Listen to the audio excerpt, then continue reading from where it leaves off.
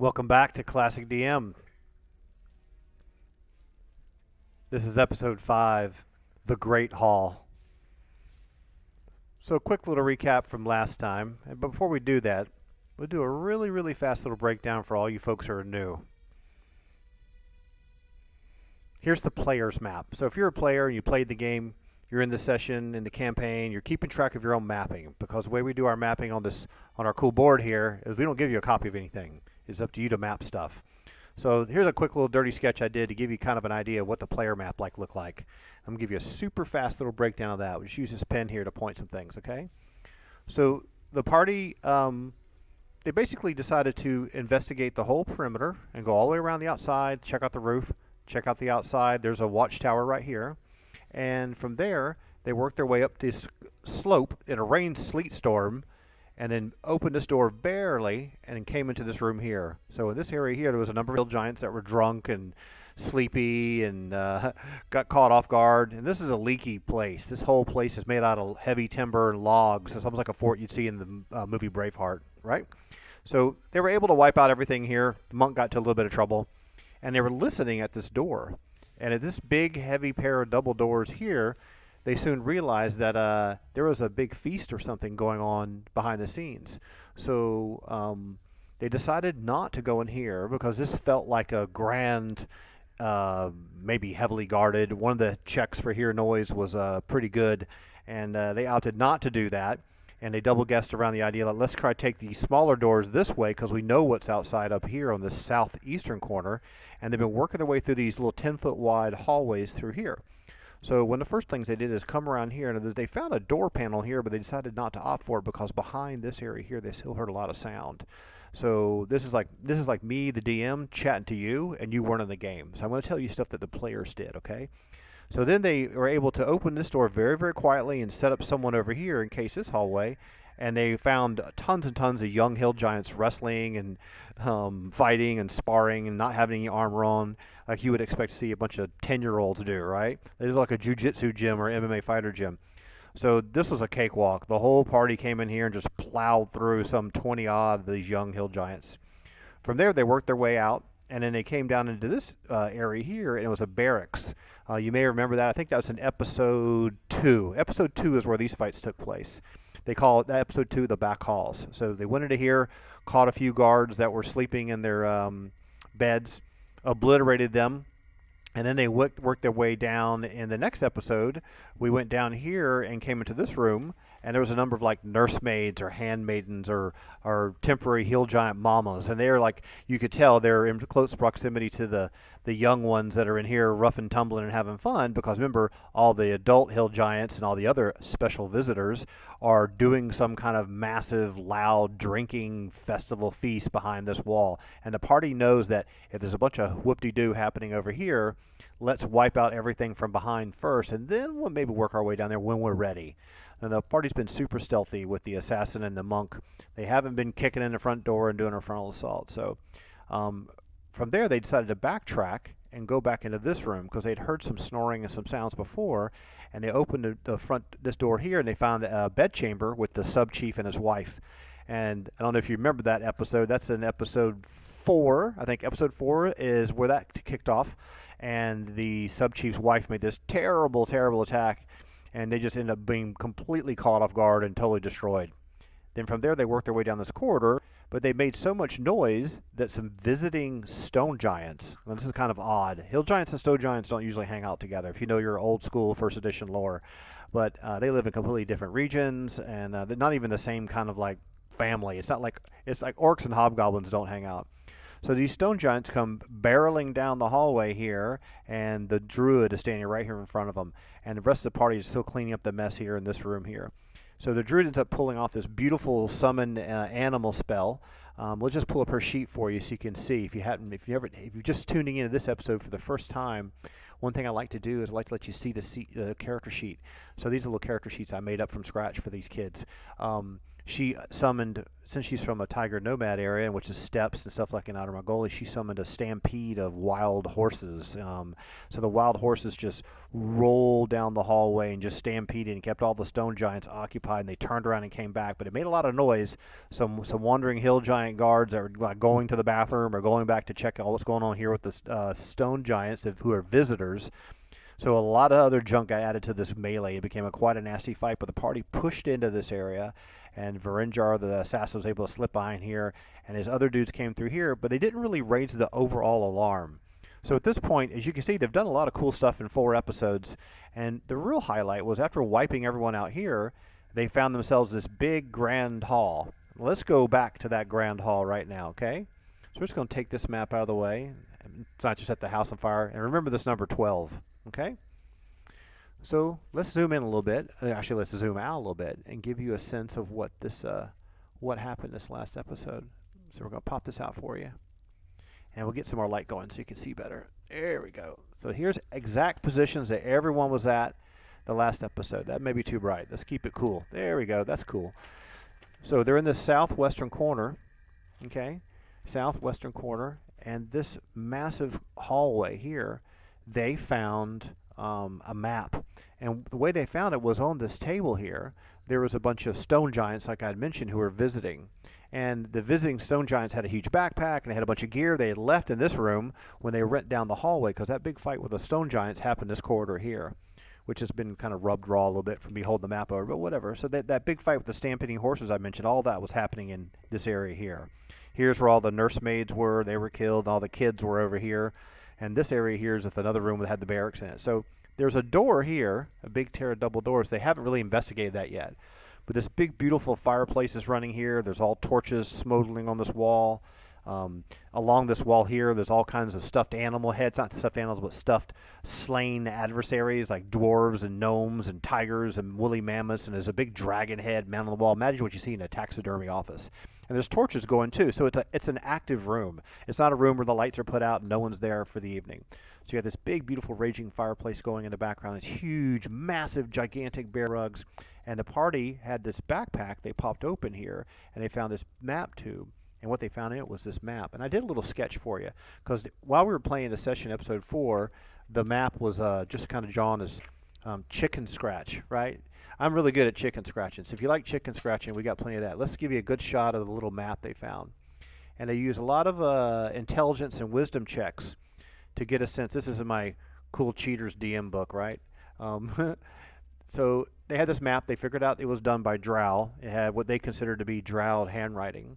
And they had a huge conversation about what does this mean? What's this going on? The Elefanisi recognized this, basically the glacial rift of the frost giant Jarl. She recognized this location, okay, because this is not far from where they all grew up. So these tiger nomads, let's just go down here. This is Ket right here. You can see our mouse cursor is flicking around. The tiger nomads are up here on these wild steppes, but their main city is here. So she recognized there's a glacial rift at the top of this mountain chain. There's lots of frozen permafrost going on. So there's not like a mountain chain that thaws out in the fall or anything like that. And there used to be a problem with a lot of frost giants used to come raiding down on this lake here, Lake Quag, into Perrinland. Now this isn't really an area that we're going to be doing too much with, but the reputation was that frost giants would come down from the mountain and raid this area, but the tiger nomads never really dealt with it because they would never come around this big archipelago type bend of the mountains. And the wolf nomads are in the way as well. So they knew, because tiger nomads used to travel between these mountains when they started forming relationships with Ket, especially with Mulvar, another walled city right here. So they recognized this location. It's like me drawing a picture of the state of Georgia, and you go, oh, that's Georgia, and Atlanta's up here, and this is Valdosta. So with this map in hand, it was sketched with like a white silvery ink on a black piece of like vellum or something, and you'd have to hold it down to a piece of paper to be able to see it. If you held it up like this, it would fade away. Now I can't do that for you. So the map showed a couple of details, and we did a bunch of checks and intelligence checks, and we did some charisma arguing and all kinds of fun stuff to make it simulate the real game session. And there was a few details here. I'm just going to mark these with a pencil so I can erase it later in case you well, I'll give you a copy of this map if you want one. So this is north, okay? So just do this a little architectural north symbol. So the little hard line here, this means north. So up north, that means that Pearland's going to be that way, and the Tiger Nomads are going to be that way, and where you are right now is down this way, okay? So this shows these huge, massive peaks frosted with snow, and this trail marked ducking in here and coming to this big, massive rift like the Grand Canyon. And it had a few little like skull markers on it, or a Morhaz marker, and they had this raw writing here, very formal and elegant writing, not just something scribbled with this House El Serve symbol, which I just made up myself, just locating here. And the instructions were about bring the child to this location. So in the very, very beginning, what our story was that this child, which is this the firstborn child of these two characters, Prince Aiden and Princess Mara. Now, Princess Mara is a tiger nomad. Prince Aiden's from Ket. So when those two got married, they kind of unified the two nations. So we're going to zoom back out here so you can see the rest of the map, because we're going to talk about what happened with that. Just give me a second to pop this out for you. There we go. Chicken scratching. Got lots of that tonight. So want to keep you up to speed, because sometimes these details, if you haven't seen some of the episodes, it's kind of fun to have them. So the group got into this debate type conversation up here about what to do next, and they came up with 3 different plans of attack. And if you go to my Patreon page, you can see the I've got that all spelled out. I did a recap that's about maybe full like 30 images and a breakdown of every single episode. That all stuff's just optional. All my videos will always be free. I'm not trying to make a buck on this. I just want to put some stuff behind the scenes for the people who really like it. So let me go back through my DM book. You can get a sneak peek of what's coming tonight. So here's our recap notes here. So in the Stone Giant packs, and then the Yato Mountains here we talked about, and we had those 3 choices, right? And the 3 choices were basically to stay and kill everything, which was Mercedes was pushing for. Now, if you don't remember, Mercedes is from Ket, and she has high charisma. She's a heavily armored, 2-handed sword wielding member of the military. Remember, all these characters are siblings. This is one of Aiden's older sisters. Very bossy boots. I always like to joke around and call her that. So she wanted to stay here and kill everything, because in her mind, finding the child is the #1 priority. Even though they had this information saying, hey, look, the child's going to be moved to here, right? Imagine someone kidnapped your own child and you found out they're going to move the child to Mexico or something. So the second option was go to the glacial rift and wait for them to arrive with the child, because obviously the child's probably not here, but that's kind of a guess. The child could still be here. Obscura, who is an illusionist boy, she's going to do a lot of nastiness as we get to big fights. She's been kind of a downplayed character so far, but she's got a lot of nastiness she can do. If you ever played illusionist, you know what it's like. She advised everyone to let's wait till we get more information. So they had this huge conversation. We finally got to a point where there was 3 decisions, and we got it down to a 50-50 choice, and they just did a roll. And the roll was a 12, which 0 to 49 or 50 was stay and kill everything. And Mercedes agreed that, and if we do find more information, then we'll talk about what to do. Okay, so that brings you up to speed where we are now. So let's get the ball rolling and start having some fun. So one thing the party did is there was a door down here, and there was no noise coming from the door, and they were able to settle down here, rest up, make sure their wounds were healed, post guards at the door, because there's still kind of this party happening, this big festival, and it's like 3 o'clock in the morning. So no one's really come into this room. Some of the torches have died down now. They're not doing anything but just smoldering a little bit. The fire's dying down. The rain outside, the sleet and storm that's happening outside is kind of subsided. You just get an occasional drip every now and then. But when they first came into this room where this dragon head is here, which is right here, they didn't hear anything, this big double door. They just assumed it's a big bedroom. But these guys aren't dumb, and they're going to go check that out first. So the first thing we're going to do, let's get rid of some of this other stuff that's distracting. We're going to have Vrenjar and Zalaris have decided to go down here to the door. And they're going to, Zalaris and Vrenjar is going to listen at the door and see if he hears anything. And this is in order to get a real good sense of what's behind the door, what's happening. So he's going to move up to the door. Zalaris is going to come with him this time. They don't really anticipate hearing anything. So that's a percentile dial check for Zalaris.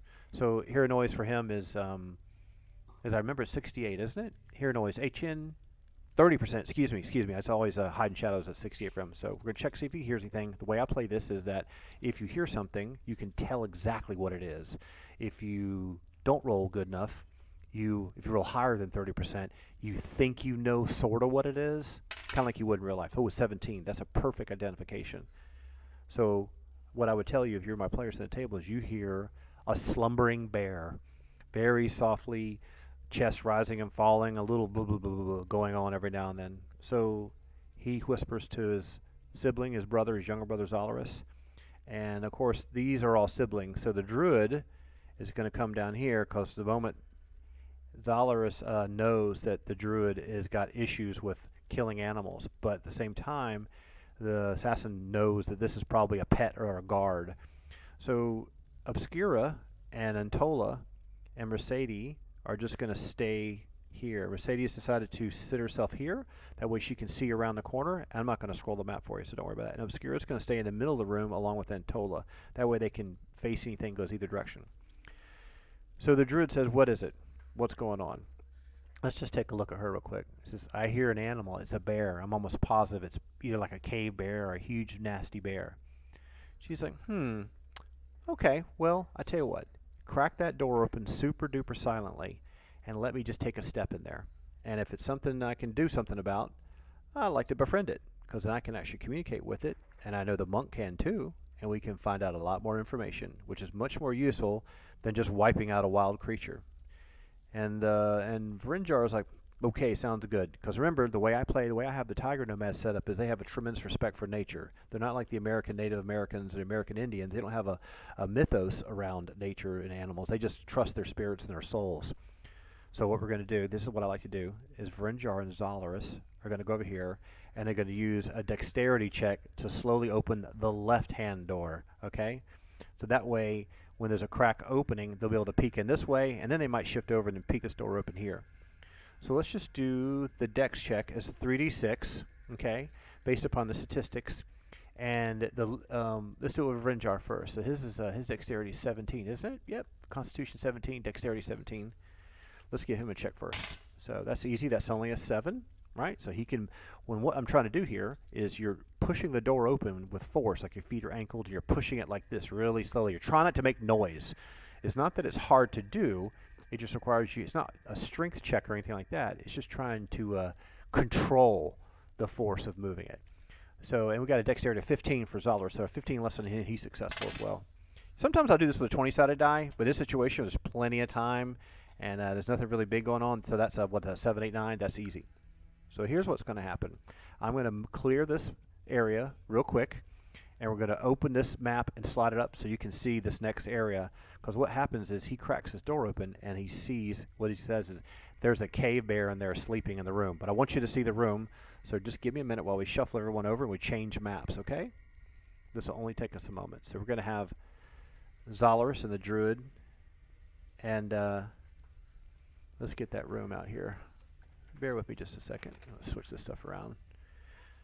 The DM's job is never done. So I'm going to, let's see what we got here. So this is what the room looks like. Okay, I've already got the map done. I could leave this just like this for now.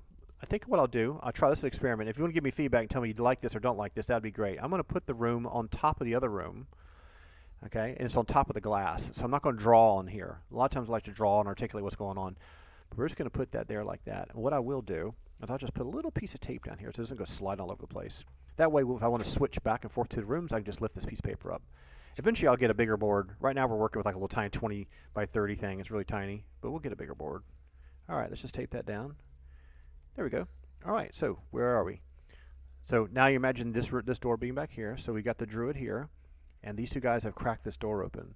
So that means this door's cracked open like this, right? And what's happened is they can see over here. This is a pile of furs, and there's a huge sleeping cave bear with his back curled up in a ball, and his head's facing this way. Now, if I had the glass here, I'd draw for you. But I'm just going to save the maps in case people want to have copies of them one day for fun. So the Druid says, shh, no problem. Vrinjar is going to try hide in shadows so he can slip in the room with her, and she can pass without trace. And that's not the same as stealth, but that means she can move very, very quietly, especially in such a way that an animal sleeping is not going to hear her. Okay? So let's do the quick hide in shadows check for Vrinjar. And let's get his sheet up too so you can see that. So his hide and shadow check, I believe, is 68, isn't it? HS 68. Okay, we're going to roll that to be fair. Remember, the way I played is when you roll to hide and shadows, you may still think you're hidden. That's a 52. Okay, so that's easy. So he's hidden. And let's do a move silently check too, to make sure he doesn't like stub his toe and flub around. Move silently, 85, 75, no problem. Completely concealed, slips right into the room, and in this situation, he would probably slip to here now. And I'll talk about, and then that gives the druid a chance to come into here. And Zolaris signals for Eliphanisi, who's back in the room back here. So she's going to come zipping up to here. And Zolaris is just going to take a step back and allow her to slip in too. She's going to stay behind the druid. And remember, the door's only cracked open that much. So it's like a single file exit. So what's going to happen? Our druid's going to cast Animal Friendship. And that's what her plan was the entire time. So this is a pretty straightforward spell. It's a level 1 spell. She's a high level druid. Technically, this technically the cave bear would get a saving throw for this. So I'm going to be fair and give them a saving throw. Bear with me while I pull that up. I don't have my DM screen up actually tonight. This just take me a minute. There we go. Let's just pull this up here. And I'll move this over here off the screen so you don't have to worry about it. There we go. All right. Actually, what I could do, I could pull it here and let you see it. Yeah, there we go. Let's just drag this here so you can see it a little bit.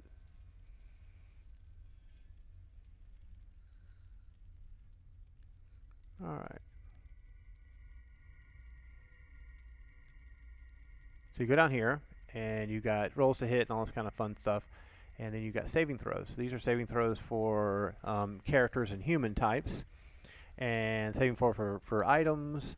And then you got saving throws for damage to objects and things like that. And I believe, it's been a long time, that's the attack matrix, assassination table, hits, roll to hits, these assassin combats and saving throws. I'm going to do this as a fighter save, okay? It's not a hit dice oriented save, I'm not mistaken. Been a while. I haven't done saving throws for monsters in a long time. You can correct me if I'm wrong with that, but to keep things simple here, here's what I'm going to do. I'm going to do a saving throw as if it's a level 4 fighter against spell, okay?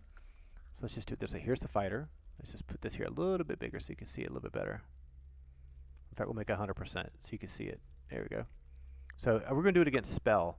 It's not breath weapon, it's not rod, staff, and wand, not polymorph, not paralyzation or death magic. So let's just make a level 4 fighter. Save versus spell, 16 or higher. Is that good? Okay, let's just do that real quick. Let's give the unsuspecting sleeping cave bear a red die to roll. So what does he need? He needs to roll this number or higher, okay? So he has to roll 16 or higher to save, otherwise he's completely under the spell by the druid. 15, so he barely misses that. So I'm going to pull this off the screen so you can see her again. So what happens? So she has friendship with the animal. So she walks over to the cave bear, slowly touches him, slowly wakes him up. The monk comes in the room as well. And one thing about the monk, a lot of people don't realize this, is the monk has a really cool ability too, which is speak with animals. So she can speak with animals and plants. Now that's something most players don't ever do that. They're like, why would I want to talk to a plant? You know, plants don't talk. You can get information that's passive, and you could role play it with funny language, all that kind of stuff. We're not going to do that kind of goofy role playing. So the bear wakes up, and the druid says, "Oh, well, we're your friends. We're so glad to see you. You've been sleeping well," that kind of stuff. And then they can say, "Hey, where is everyone?"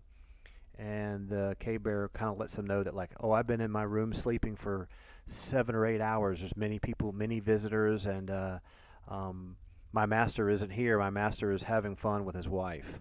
Okay, so my two giants, my two humans. If you had a dog would probably call you the human. They're having lots of fun, and I'm just going to guard the room and stay here by the fire and snuggled up in my bed. And so she says, "Well, who have you seen?"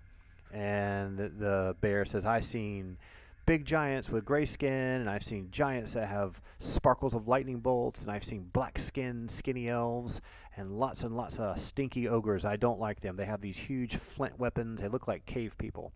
But I just want to stay here, and I don't want to have to do anything else." So it's like, okay. Well, I tell you what we're going to do. If you'll stay here and guard the room, we're just going to go, we'll bring you some food and water later on, but just go ahead and sleep the rest of the night because it's been raining and we don't want to bother you anymore. But if we come back in here later, just know that it's just us and don't be afraid. So the bear's like, oh, I'm content. So she pets and soothes the bear, and Mercedes chats with the bear a little bit, and then they slip back out of the room. And then remember, the assassin, Zolorus, is going to wait in case it goes wrong or breaks. And then the druid slips on out here, which is Filcherda, and everything's cool. And they're going to come back out here and then close the door back. And so then we don't see that room anymore. So we're just going to pull that out of the screen. So what kind of information did you get from that? Black-skinned elves, that's got to be drow. Absolutely, right? Gray-skinned giants, that's got to be stone giants. So we're going to come back to the room. They're going to rejoin the rest of the group.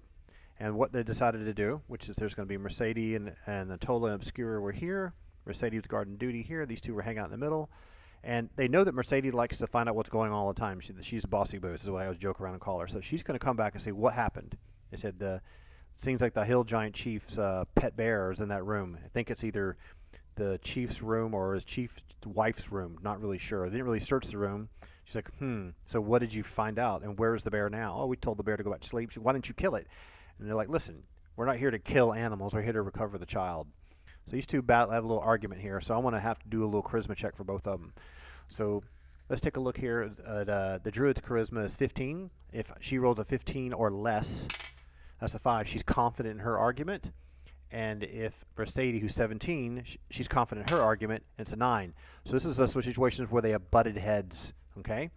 The druid's like, no, we're not killing a cave bear for no apparent reason unless it's attacking us. That cave bear will protect our flank from behind. If we see it again, it'll be our friend. She's like, well, that seems pretty pathetic to me. I want everything dead. This is what it's not going to be killing it. And Vrenjar knows to impose his will, too, by stepping a step forward. And Tolo is more wise. Obscura's like, I don't want nothing to do with it. So let's get on with our job. Let's go find out where the child is. So they decide the first thing we need to do is let's go check out this hallway. So they're going to move up to here, and what I'm going to do is I'm going to lift this up for a second. It's going to be kind of funky, and I want to slide this map for you so you can see it better. And I put tape down here so it wouldn't move. I'm going to undo this tape. It's going to look a little funky for a minute because I'm lifting glass. Let's just slide this down like this. This is a really long room. I don't have a board big enough for it yet. I'll get a bigger one soon. There we go. Let's get this off of there. There.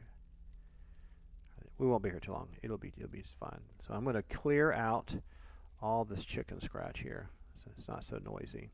And just get rid of these trees and topography so we don't have anything in the way. So okay, we're keeping stealth. We still have a bunch of bodies in the hallway. So let's take a few minutes, and everyone's going to take all the dead bodies. There was dead stone giants, dead hill giants. They grab all those bodies. They're going to take them, and they're going to pull them all the way down into the room. And you can pull up the player's map here even to make it even easier for you to see. And they're going to take all those bodies and pull them into this room here. Now there's corpses in this room, there's corpses in this room, and they're actually going to close this door and shut it, and as if nothing's going on, because most people they're thinking won't go into the nursemaid room. So they clear that out. There's blood smears all over the hallway. No alarms have been raised, but what are they thinking now? Well, they're thinking that we need to go do something about this. Okay, what's in here? We don't know. So we're going to do our usual stealthy method of checking to find out. While Mercedes and Antola and Obscura stays back here, and we've got Vrenjar and the monk and Zolorus is staying here next to the cleric, and the druid's going to stay close to her siblings. We're going to do a hear noise check here on this door. Okay, you got to do it this way, otherwise you can get in trouble. All right, hear noise 30%. Hard to do. Hard to do. Hard to do. That's an 18. Wow. Okay. So what does he hear?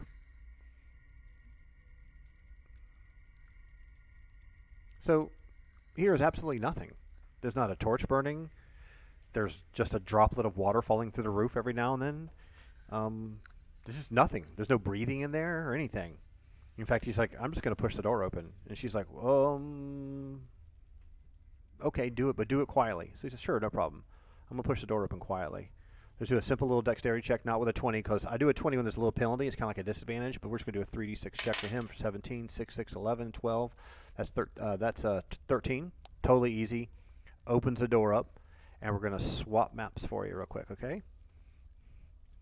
One day I'm going to do these things digitally. It's going to be so awesome. So we're going to pull this map out, and I've moved my other maps closer so you won't have to wait as long. I'll tell you one thing I am going to do is I'm going to pull this tape off because it's being a booger. There we go. No more tape. And now you know this module and you've run it yourself. You know what room this is, but I'm not going to tip anyone off because I don't want to spoil it for people that have never played it before. Half the fun is not knowing. So where's our room? Where is it? Here we go. Here we go. So we're going to put this up here for you. I'll try to center it on the camera. Now this door turns this way. That's right. That's the way you're facing it. Let's just do it like this. We can draw some of the room that you were in previously. There, how's that? That work good? Just drop that glass down. Get rid of the chicken smudge. So, we got people in the hallway. Where'd my marker go? Okay, here we go. So this actual wall extends down this way. Oh, there we go, like that. Big door there. This is the room they were in. Make sure I didn't just swap the wrong room. Nope, this is the right room. Yep, because we want the big fireplace in front of it. So, Mercedes, Druid, Obscura is off camera. Elphanisi, Solaris, and Tola. Varinjar. So Varinjar just slips into here. He doesn't even try to hide in shadows. Checks out this room. So here's what he sees. This room has huge, massive, beautiful bed covered with all kinds of polar bear furs and Arctic wolf pelts that are sewn as pillows and plush. It even smells clean in here, oddly enough. There is a smoldering little fire, barely flickering away. It's just glowing embers in here now. There is a torch in a wall going, and the way these places are, you know, they're really tall ceilings, like maybe it's 20-foot ceilings. So when the smoke comes, you know, let's just do a quick fun sketch for you. So right here, so you got a torch on a little thing mounted on the wall, and here's the fire burning. And usually smoke kind of goes up like that. So this is the wall, right? Here you standing next to the torch on the wall. Here's your dude, right, with your helmet on. Yay. So torch is up pretty high. You have to kind of like jump up like a basketball player and grab it, but all the smoke kind of goes up here. So it's not like it's down here on the wall burning next to you, because hill giants are big like this. So this is how big a hill giant is. So for them, they have the torch to just reach up and grab it and pull up the wall. So to give you, to make sure you understand, there's a size difference. This world that we're in, there's an extra 2 feet of space here. So the smoke isn't really going to cause a problem. So let's just get rid of that. So you got smoke coming there, and you got a little bit of smoke kind of going here. And what happens at the tops of these ceilings are big clear stories where little slits are, and the smoke just goes outside. So there's 2 big, beautifully hand-carved rosewood chairs here. There's a massive, fantastic Arctic wolf cloak here, almost as if it's a gift. It doesn't really look like typical hill giant seamstress work, right? Magnificent stone fireplace. It's very clean. Over here, there's this big pile of furs and a big bunch of chains, like something would be manacled with a big, huge collar that just snapped together, almost like you'd see in a prison from the 1800s where they would manacle someone. It's a big, heavy ring. This is a ring that's about this big, right? 3 times the ring of a size of a Rottweiler. So there's 2 beautiful chests at the foot of the bed, like 2-foot lockers, and it's a bed for 2. And big, heavy wood posts. There's no canopy or anything flowery like that. There's 2 tankards on a little side table. Very clean, tidy room. There's really nothing on the wall, and there's a little niche here, right? And the little niche has like a painted panel. And the painted panel is of this huge king-like guy holding this massive crossbow in his hand, confidently standing over like a dead polar bear. So someone likes to hunt polar bears and thinks that's a cool thing. So Varinjar's going to slip into the room, and he's going to bring Elphanisi with him. And what they're going to do first, he's going to check out this cloak, and she's going to zip over here and check these chests to see if they're unlocked. So there's no one in here. The druid's going to kind of slide to here and just keep watch. And Obscura is going to come over here too. So Elphanisi is in a lock picker, okay? And a monk has a few thief abilities. They have abilities like, well, they have open lock. Sorry, I'm mistaken. They have find, remove traps, move silently, hide in shadows, hear noise, and climb walls. But they don't have pickpockets. So she's going to go ahead and try to open that lock. So let's give her a percentile check for that. And let's see here. Let me just adjust something on my second screen so I can see it a lot better. There we go. So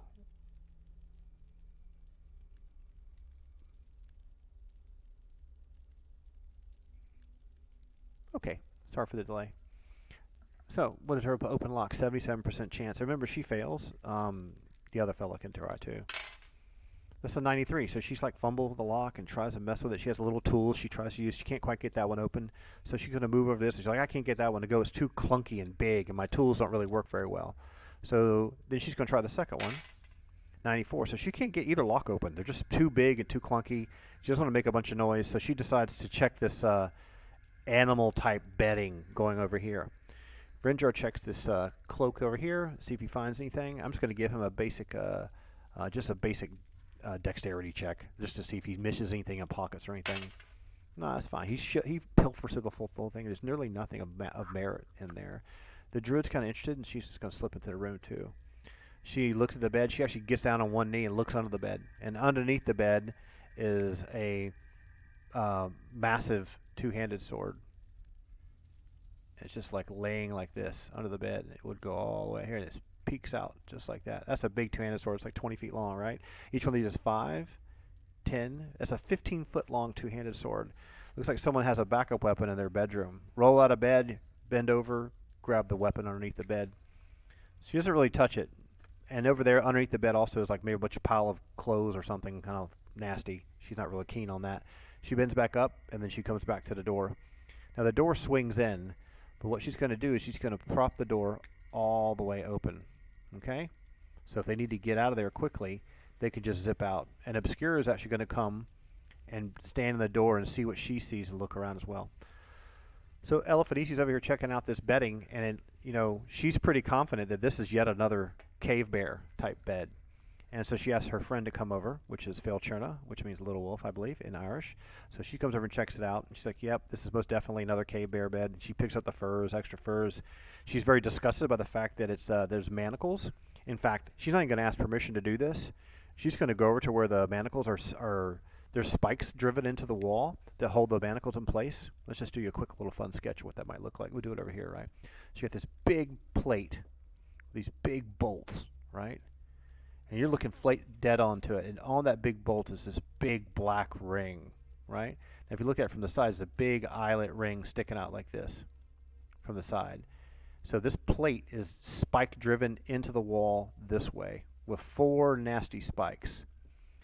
And she's got her scimitar, which is magical, which isn't going to be breaking anytime soon. And she's going to pry it off. She can pry it off the wall. She doesn't like that. She doesn't like this idea at all. I'm going to give her a little bin bars liftgate type check. She only got a 4% chance to do that, but we're going to do it anyway, because if she gets a dramatic roll, then she'll just pop right off. Nope. That's a 9. Is that a 9? Is that a 9? Was that a 9? Did I just see a 9? That was a 0, 0, and a 9, wasn't it? That's what it was. Oh, wow. She has a 4% chance. I'm going to go ahead and give her a success on that. She's able to reach in there and pry this off. So she pries this off, completely pulls it off the wall. Let's give her a quick little dex check, make sure it doesn't go clanking onto the ground. Yeah, that's fine. 6, 7, 8, 9, 10. And there's pluses of fur underneath it. So she takes it, and she takes the whole chain, and she just binds the chain. And you ever taken a chain and twist it? She twists it up into a big ball, wraps around it, sets it into the bed, and then rolls some of the bed underneath it. And it takes it, spins around, rolls the bed back. And then she goes into the little holes where the holes are, and she's like, what are you doing? Stop doing that. And he's like, what do they do? What's she doing? What's my sister doing over here? He said, listen, we don't got time for that kind of crap. She's like, no, I'm going to do this. And she takes her scimitar and sticks into the hole and screws it around back and forth to strip out where the spikes went in. She takes each of the spikes, comes back over here, and tosses them into the fire. So this is a druid. This is important to her. She doesn't care that hill giants have obviously captured a cave bear and used it as a pet. Obscura's kind of like, what the hell are they doing? Why is this important? She's like, listen, can you get the chest open? Now when she's over here, she looks over here and she notices there's a number of spears propped up in a corner, a big, huge, gleaming shield with black edges on it. And she's looking at it. Obscura sees that and she goes, let me come over here and see what that is. So Obscura's very intelligent, so she'll see whether she can tell if that's anything special about that. Now, what I like to do with these kind of things, I'm not a big detect magic spell waster type of a DM. I don't mind letting characters that have intelligence to take a look at something. It's like me showing you something that was well crafted. If I show you a pool cue that's got beautiful inlays on it, you can look at it and go, you know what? Someone really knew what they were doing when they crafted that pool cue. Now you see a pool cue at Dave and Buster's, you're like, I think that was milled in a shop in Korea. So we're going to give her a D20 check because at a disadvantage, in my opinion, against her intelligence. And her intelligence is 18. As long as she rolls an 18 or less, an 18 even, like I said, 18 or less, she can tell what's going on over here. So let me just check my notes real quick.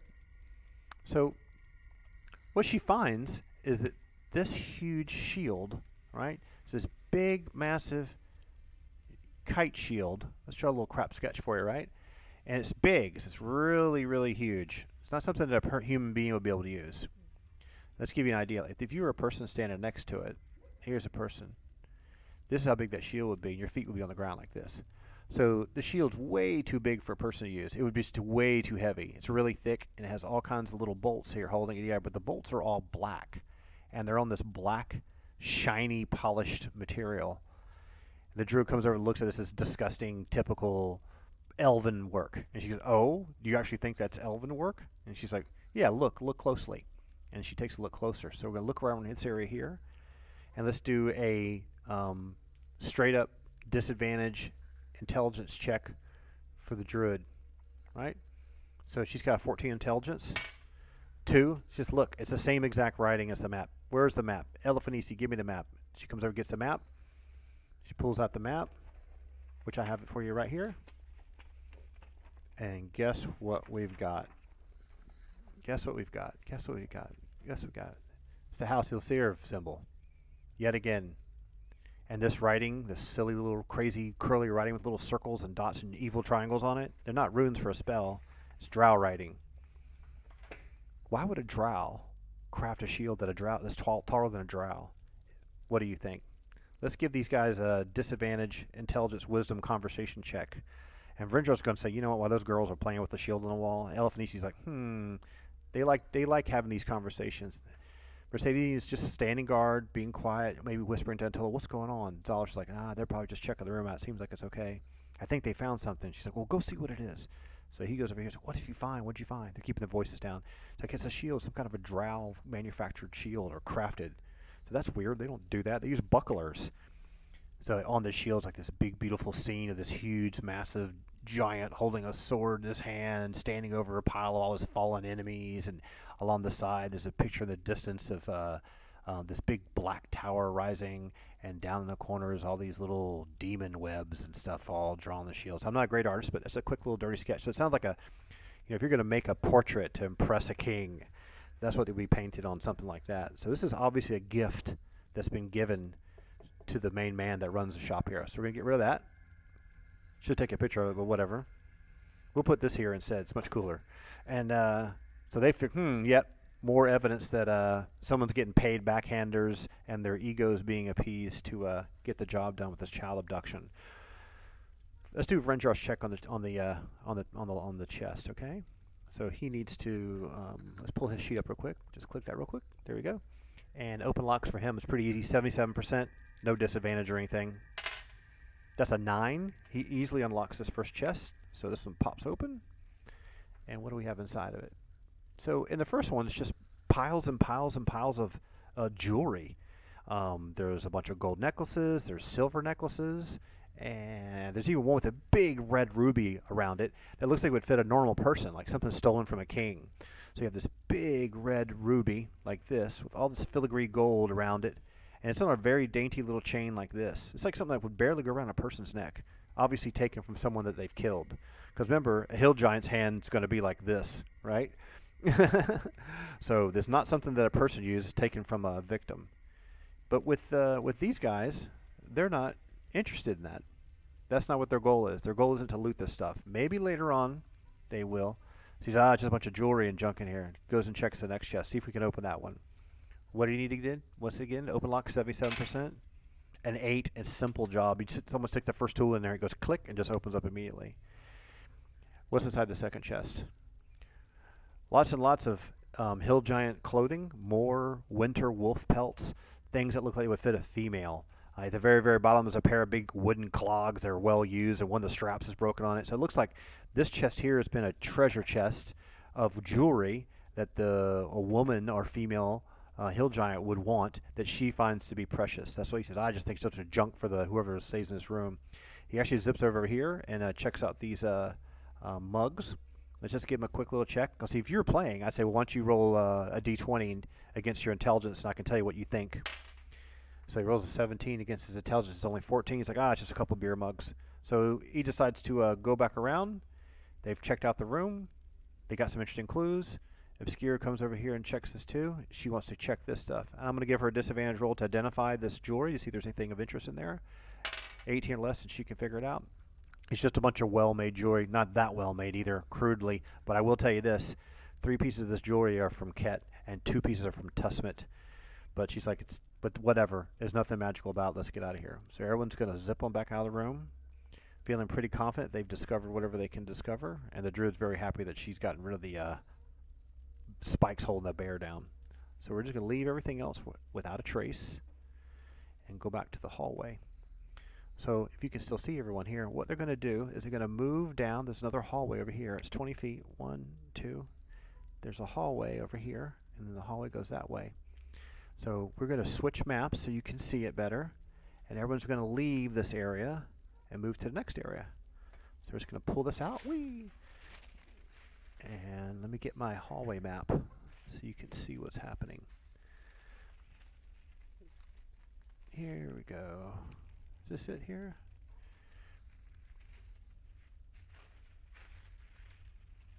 Maps and maps and lots more maps. All kinds of maps. Who doesn't need maps? Everyone needs maps. It's your job at home to make your own map. So, there you go. Always north up for you. I always try to make sure we do that. Now you may remember this from before. We had that big nasty battle with the stone giants and hill giant reinforcements. A bloodbath in this area here, and this is a hallway that goes back down to where like the nursemaids were, and this is the chief room. So this is like the big massive hall, and they were just in this room in here. Okay, so they come back out of this room and work their way down to this hallway. It's a big intersection. This is like a 20-foot false ceiling. So let's just get everyone back on the screen here. So we have Antola and Azalaris. In fact, we'll get rid of this chicken scratch here so it doesn't block everything up. Alright, got a rogue up here. Here's our druid. Here's Elefanici. And our actual warrior is going to go first. Obscura in the back. Zal's is going to come up here. And big long hallway. Lots of torches burning. Lots of torches burning, going like this. And they start moving down the passageway. And when they heard move down the passageway, Antola looks down here, and he sees this door open. And the door starts to open. He's like, get back! Everyone tries to slide back out of the way, and she's kind of caught flat-footed. And the druid stands here so she can still see. And Antola looks down this way so he can still see. And Vrindra says, I'm going to slip in shadows and zip around the corner. So while this big goober opens the door, stumbles, puts his arm on the wall, grumbling about something, and right behind him is another dude. Another guy's like, whoa, they're arguing and saying, you can't do that. You should never be able to beat me. Whatever kind of a conversation. Like two fellas heading somewhere, having a conversation. So what we're going to do here, we're going to give these guys a 3d6 surprise roll. Okay, so the high number wins versus the party, because she's right in the line of sight, but it's dark. Okay, so here's the hill giant roll: 4, 5, 6, 7, 8, 9. And for Obscura and the druid and the cleric who's peeking out with his shiny armor, fortunately there's no torches right next to him, so there's no shadows being cast. 2, 4, 5, 6, that's 8, and 5 is 13. So how does that line up? 4, 5, 6, 7, 8, 9. So they win the initiative. So now let's do this. Do they actually see her, who's kind of frozen in place just staring at them? This is 10, 20, 30, 40, 50 feet away. Let's put them at 50 feet side by side walking down the hallway. 50 feet away, kind of dark, not well illuminated. Maybe the fireplace is getting a little bit of light, so she's a little shadow like this. The druid's standing right here kind of confidently. The druid's pretty much in plain view. She's even less a further distance away. So it's like 10, 20, 30, 40 feet away. 30 is like 10 yards in a football game, right? Well, let's just do an intelligence check. I'm going to do it at a disadvantage, and that means I'm going to roll a d20 versus their intelligence to see if these guys are alert enough, because they're also very, very intoxicated. So if I roll a 6 or less, then they spot these characters. And I'm just going to do it collaboratively for both of them. 6 or less. There's a 5. Great. They're like, huh? They see this now. What's their reaction? What's the first thing that's going to happen? Now we need to roll for real initiative to see who gets to do something first. And we're also going to roll for decision for the hill giants. They could, but I'll tell you about that in a second. So let's just roll for initiative. So 3, 4, and 6 is a 10 for the hill giants. For these 3 characters here, 5, 6, 7, 8, 9, 10. So, oh, is that a tie? That's a tie, isn't it? 6 and 3 and 4 is 10, and 5 and 3 is 8, and that's a tie, an absolutely complete tie. So let's see if if Renjar can get his hide and shadows off, and if that's the case, I'll be able to give him a chance to do a move before anyone else can do anything. So his hide and shadows HS is 68. Okay, 47. He's easily hidden in shadows. So while everyone else is kind of caught flat-footed, it's like a tie. I'm going to give him 3 steps. 1, 2, 3. He's completely hidden in shadows. Okay. Eliphanisi has a high movement rate.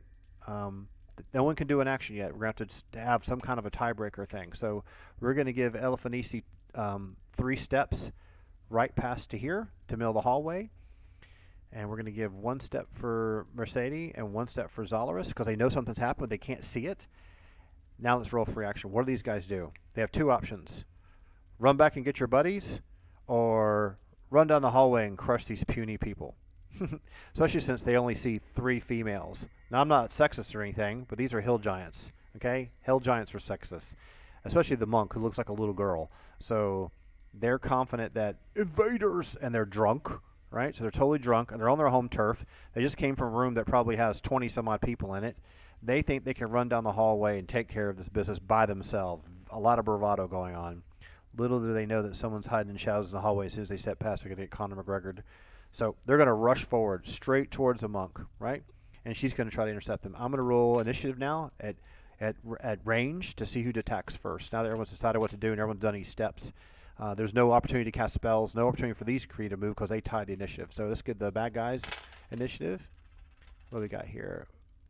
6, 7, 8, 9, 10. Sorry, my math is slower tonight than usual. Usually I'm faster on the math. 10. And the party's initiative for 1, 2, 3, 4, 5 characters. 4 and 4 is 8. 4, 5, 6, 7. Another tie. Oh my goodness. 8 versus 8.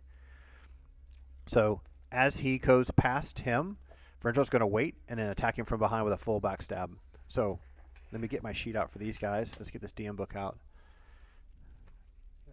This is these are guards from the Great Hall. Here's the room for the Great Hall. You gotta love this stuff. Look at all the details figured out. Yay. So let's just do it this way. We're gonna use a couple of these sheets here. This will keep track of the stats of these guys here. We got 2 hill giants. In fact, we'll put it up here. That way you can see it and I can mark off the health too. It's just 2 of them. They don't have any kind of major weapons. Now for hill giants, these guys are these hill giants, I got this written right here so you can see for fun. The hill giants are using clubs. These guys have their clubs with them. They're AC 4. Okay?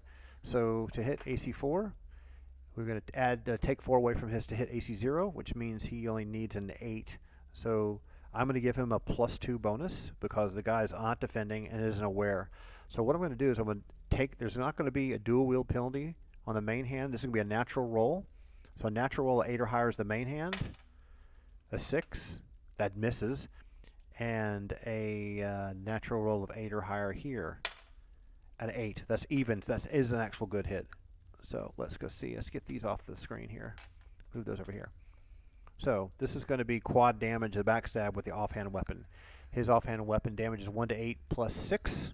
So this is going to be quadded, which is very nasty. 7 plus 6 times 4.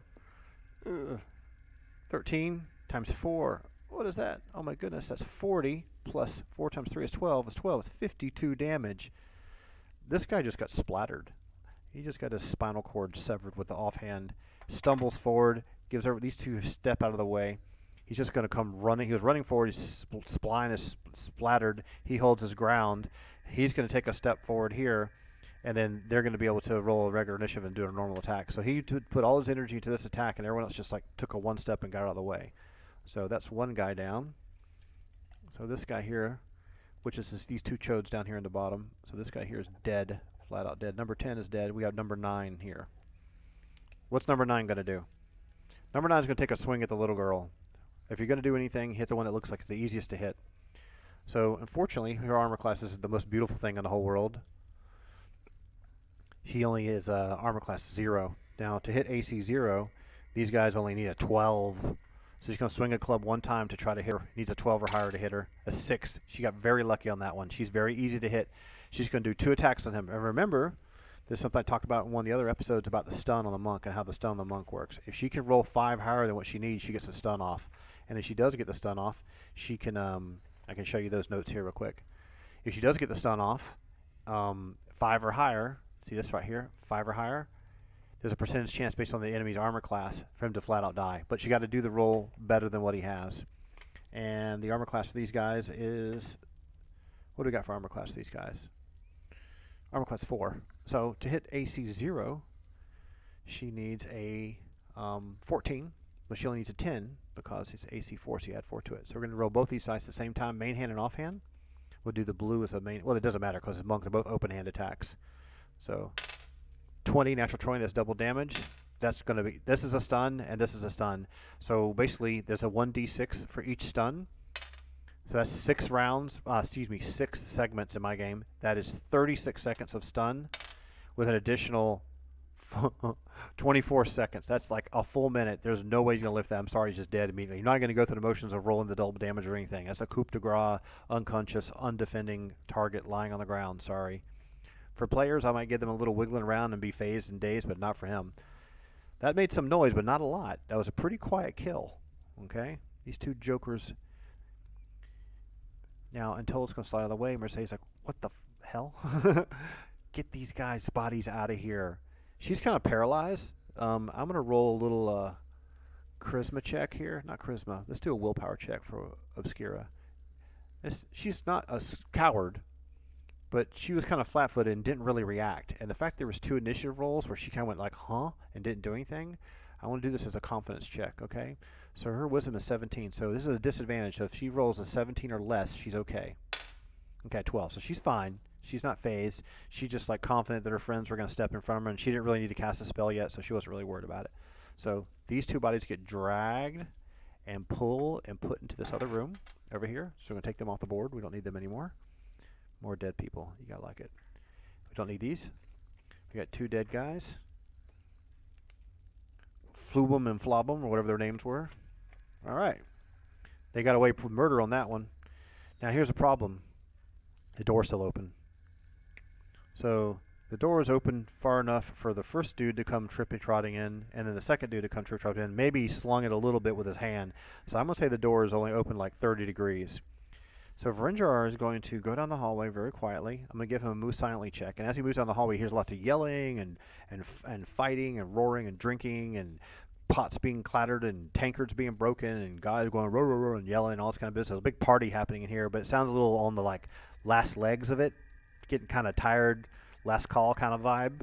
So we're going to give him a move silently check just to make sure that he's not making any unnecessary noise. And his move silently is pretty good. As I remember, 68 or so, isn't it? MS 83. Excuse me. I'll get him memorized eventually. 83, 69. Move silently. Simple little close the door dex check with no disadvantage. 4, 5, 9, 10. Easy job. Easy job. He closes the door back. While he's here, he's actually going to mess with the mechanism on the door and try to jar it by messing with the hinges and pulling one hinge out and taking a hinge and hook it between the 2 hooks, and then take a little type of piece of rope and just bind it. So someone tries to open a door, it goes clunkety clunkety clunk, moves back and forth, almost as if it's been barred, but not so much that a hill giant couldn't really push it and then just break it open. So they'll think that like, oh, the door is jammed. So he's going to go ahead, I don't know why I moved him, and kind of bar the door. So I'm going to give him a D20 disadvantage to do this based on his dexterity, which is 14 and 8. Easily done. So this door's considered barred. So anyone else that tries to come in here is going to be, hey, the door doesn't open. They have to really push it. And when they do push it, it will open and make a lot of noise. So they get the bodies all dragged and put out of the room. Now they're trying to do what they were originally planning to do, which everyone's going to head down the hallway this way. Okay? So we're going to swap maps real quick, and then we'll move on. Go to the next area. This is simple enough. Zip that out of there. In fact, I got a map ready to go for you right here. Here we go. Whoops. There you go. Let's get this lined up so you can see it good. So this is more hallway. Just going to put this about, I'll put it about like this. There we go. Line that up with a grid.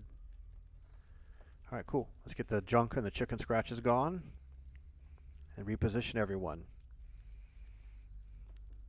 Vrenjar is very curious at this.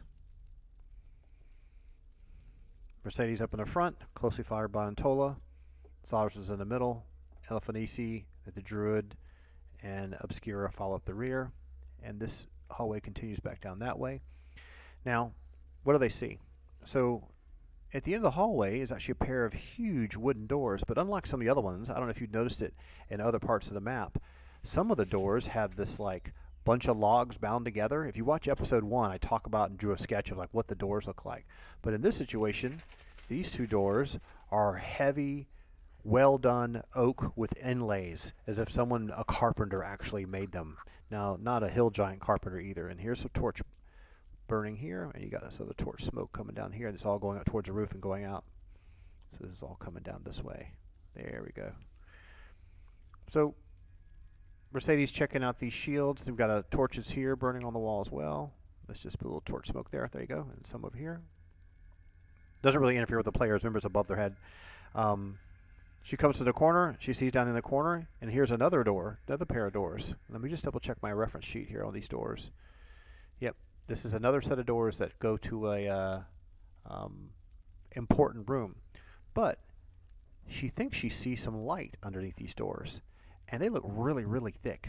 Like they look as thick as I've drawn it. That's like a 12-inch thick wooden door. In real life, that's like, whoa, this is thick as a Beavis and Butthead lunchbox, right? So let's do this. Let's just have Mercedes going to slip down to here, and these two doors here that she sees, they're also the same kind of craftsmanship. So Vrenjar's checking this out. Zollers comes down to here, and Cleric comes to here. The Druid comes to here, and the Druid can tell, wait a minute, this door goes to the outside. I'm pretty sure this goes to an outside area, but this isn't the back of the fort. What's going on with that? So she talks with her comrades about that for a moment and says, listen, beyond that door is like an open space. This is the sky. I can tell. I can just smell nature underneath this door. It's like, let's not go out that way. We're trying to work our way towards the sound that we heard earlier. There's going to be a big fight, and we're suspecting that there's a big party, and it sounds like it's dying down. So we're trying to find a way to surprise everyone, but not to kick in the front door. So the Druid tells Mercedes what she says. She said, Mercedes like, can you seal the door somehow? And get Obscura up here. Obscura comes up. She says, listen, is there anything you can do to make sure that door doesn't open? She's like, I could put I could put an illusion there, but if there's someone drunk stumbling around, it may not affect them as well. It won't really, really, truly, physically stop them from coming to the door. And Zaldris is like, why don't we just nail it closed? And then Vrenjar, I'm going to finish him real quick. He says, I'll spike it closed. Just give me a minute, because this little thing here seems to be something weird with it. So he's going to do a find remove traps test check. Let's put it that way. So let's go see what Vrenjar has found. He's noticed something. So 46, and FRT for him is 65, FRT being find and remove traps. And behind this shield is a door, and you just push on it, and it clicks, and it slides in. So it's like a little pocket door. So he pushes it, and with a mechanism, it slides in, and it just goes right back to the room they were in a moment ago. Let's just show you that room in the background so you can see it. You shuffle through all these maps here. I got so many maps. Where is that map? Ah, here it is. we'll put this here so you can kind of get a sense of where we're talking about. So if you can see, let's pull this out a little bit for you.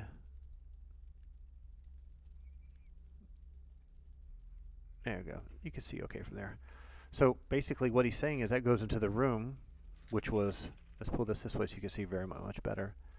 So this is behind a shield in the hallway, and he just opens it up and sees back into the room they were just in, and he goes to push this little door, and it goes click, and it goes and slides back closed. It's like a hidden pocket door. So they decide just to leave that in a closed position, and he puts the shield back into the position it was originally and kind of fumbles with it to click it in place. So we're going to do a little quick dex check here with no disadvantage for him. That's a 9 and a 2 is 11, so that's easy to do. So he's able to click that back into place and make it look as if no one disturbed it. Okay? And Elephantisi comes zipping up here. So Zolars is like, you know what, I can spike this closed, and he's like, come up here and give me a hand. And then what they're going to do is they're going to take some of the pins off these doors and then jam them so someone can't open the door from the inside and then bind it. But in this situation, they actually want to bind it a little more heavy-dutier than normal. So they're going to spend a few rounds doing that. Now, while that's happening in the background, I need to do a background check, see if he wants to come wandering around. Bunch of lucky kids. All right, so nothing's happened. This door's been barred. Mercedes comes to here. Here comes a Vrinjar. Obscura stays here. The Cleric's going to stay here. Antilla. Zolars is going to sit here for a minute, and then Elephantisi is going to come up here. And Zolars is going to work his way back up to the front, and he's going to come up here and try to listen for this what's going on behind this door. Okay? So his hair noise, as I remember, is only 30%, isn't it? 30, 30, 30, right? HS? No, excuse me, HN, 30. 52. So let's see what we got behind that door. What's behind door number 2? Shouldn't take us long to find out. There we go. So he doesn't really hear anything. There's not even a torch going in the room. He's like, there's nothing going on behind there. So like, we'll open the door super quietly like we've been doing before. You never know. There could be someone there sleeping. He's like, I don't hear anyone sleeping. It's like, no, don't, just do it anyway. So he's going to try to open the door, but I'm not going to make any kind of check because I know what's in the room. Anything with a disadvantage that is. 5, 6, 7, 8, 9, 13. So he's able to like push the door open slowly, and we're going to switch the maps for you real quick while everyone's going to, he's going to step into this next space. Okay? This will just take us a moment. And we'll just wipe this clean first so you can get a good sense of the new map when it arrives.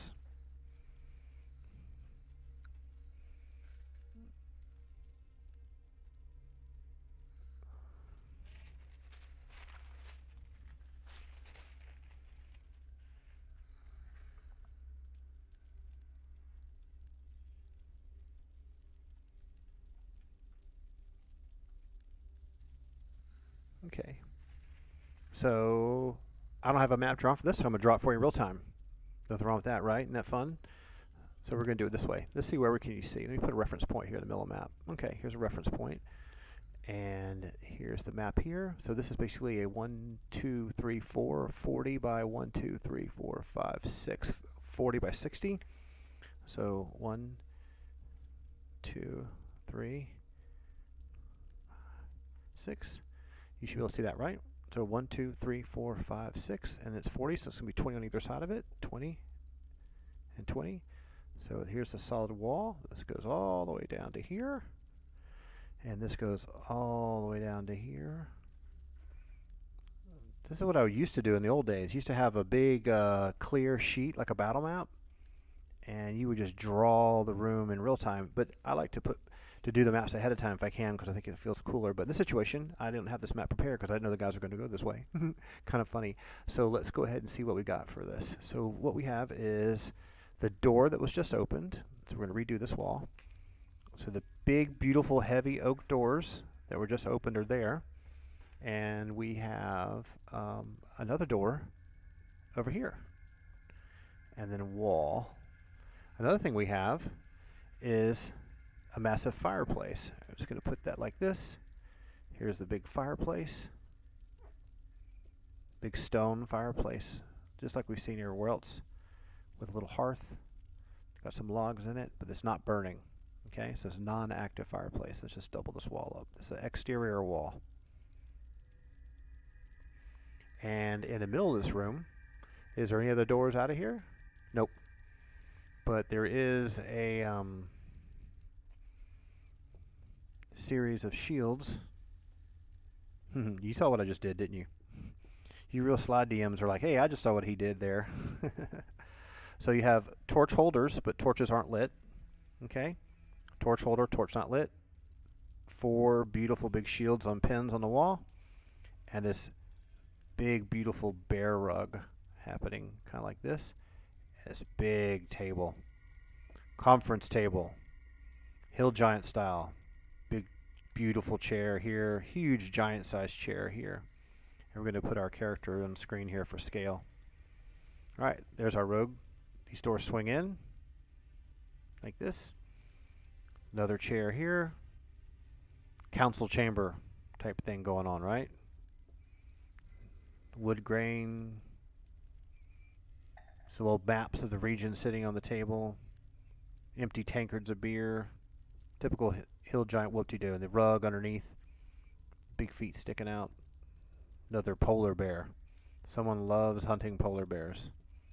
I don't think you get along very well with the World Wildlife Federation. Alright. We got some stuff hanging from the wall here and a bunch of bags and cloaks hanging from the wall here. Here's where the door swing. And this is actually a torch that's not lit. Another big door here with a ring on it. So he comes in the room. It's completely dark. There's no embers burning in the fireplace. There's holes in the ceiling way up 30, 40 feet up in the air, like on a clerestory, you would call it, for smoke to go out if these torches were lit. But there's no one here. There's no one here doing anything. There's like a big throne, chair, fancy details. Whoever sits in the room that holds the power sits here at this room, the fanciest chair at the table. And there's no weapons or anything but these big, beautiful shields on the wall, but none of these shields look like the other shields, so it's kind of hard to see. So what's going to happen? He's going to slip in, and then Eliphanesi's going to come in this way. And we're going to have our druid come in. As soon as she sees a rug, she's just shaking her head. She's like, good lord, can't stand these guys. Zala's is going to come in, hang all this flak. Mercedes, not to be daunted, she's immediately going to go to the table and take an eye at this map. So the first thing she's going to do is come over here and grab this map and pull it towards her. So she's going to pull the map and reorient it that so she can take a look at it. So she's going to mess with the map. And she's going to ask Untold to come over and give her a hand, check out the map. The rogue's going to switch over here. He's an assassin, not a rogue. Sorry, old World of Warcraft player trick. All right. And then Obscura comes in here, and she joins her comrades looking at this map. And they're just going to push this chair out of the way so they can all 3 of them take a look at this map. Eliphanese is going to slip around here, and she's going to see if she hears any sound behind this door. So let's do a quick check for her. Okay. Need her sheet up. Where is she? She's right here. There we go. Let's get her up. There you go. Hear noise for her is what? HN. Hear sound, hide shadows, hear noise 30. That's right. I got to remember all the hear noise or 30s for both of them. 44. So she doesn't really hear anything in the next room at all. It's like completely silent. No torches flickering or anything, but she can't tell for sure. They may have thought she maybe heard a sound, but it may have been echoing down the hallway, so she can't really tell.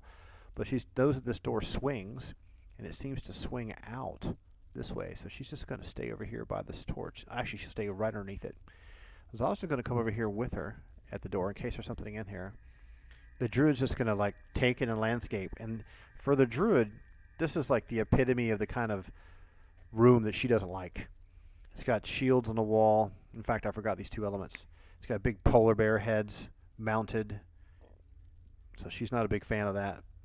Let's take a picture of this with our phone. We can share it with people for fun.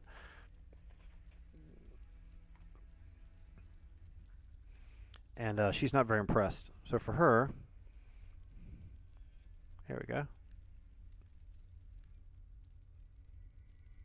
For her, she's not really impressed. That's not something that makes her interested. She's not interested in checking the room out. There's no child here. She doesn't know why we're dilly-dallying around in here. So she's actually just going to return back to watching the door, which goes into the hallway beyond. So as you remember, the hallway beyond went like this. Okay? The druid's more interested in the outdoor space that's on the other side of this wall. So she kind of comes over here. She decides to look through the doorway, but close both doors back. Click, click. And then she comes to the fireplace to breathe in the smell. Like, had there been chimney swifts living in the chimney? But what are we going to do with these kids over here? So let's just get a little closer.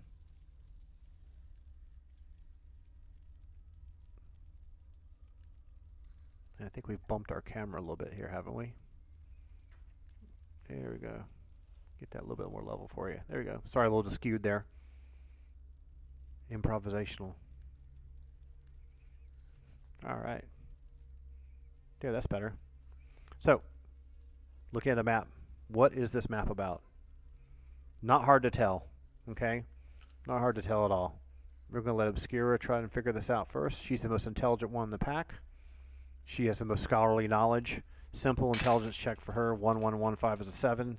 She said, listen, this map here is a map of the Paranlands, Ket, the whole mountain chain. And as she starts to describe it, everyone in the party starts visualizing this map here. You start thinking about this map you see here. So it's kind of a rough, drawn-out map of this area, but it has markers. And it talks about things, marking things like, okay, well, here's the area to Tusmet. And let's just look at my mouse cursor over here. You see my mouse cursor? So I can't mark on here, but here. So the map marks where the fort are. So this you are here kind of a thing, and which is like this. Here's the fort, and here's where we're supposed to meet, and this is all circled. And there's also some dotted lines that go off that way into Tusmet, but there's also a bunch of dotted lines that come up from the north and down towards the south, and they're marked with black markers and more elven writing. No, the drow writing, not just good old elven writing, but the bad people. So it looks to them like they had a battle plan and a map. The planning took place here, but there's no written evidence. There's no like list of things to do or anything like that. So Zoller's, excuse me, but Frinjar's going to check everything here. I'm going to have him do a quick disadvantage check, see if he notices anything against his intelligence. A 5. He checks out every single one of these shields. And what does he find in here? He's like, wait a minute. I found something. Everyone knows what that symbol is, right? He's like, wait a minute. This shield is another bluff door. This is another secret passage like the other one. In fact, it's the same kind of design as the first one. It's a recessed pocket door. Recessed pocket door right here. You just take the shield, it swings back. Well, it's on a hinge, very crafty, but when you're a low human being, it's easy to see the stuff. He comes over here and says, hey, listen, I found something. So, oh, and so what have you found? And so Mercedes comes marching over to see, and Tola looks from here. The druid comes slipping back this way, and she needs to be back over here. Zollers comes back down, comes down to here. Eliphanesi's like here waiting. She decides to come back over here with her druid friend. The room's still secure. He's like, yeah, check this out. This shield swings back, and there's a secret passage here. She's like, well, what should we do about it? Well, I can go down and check it out. Do you want to go do that?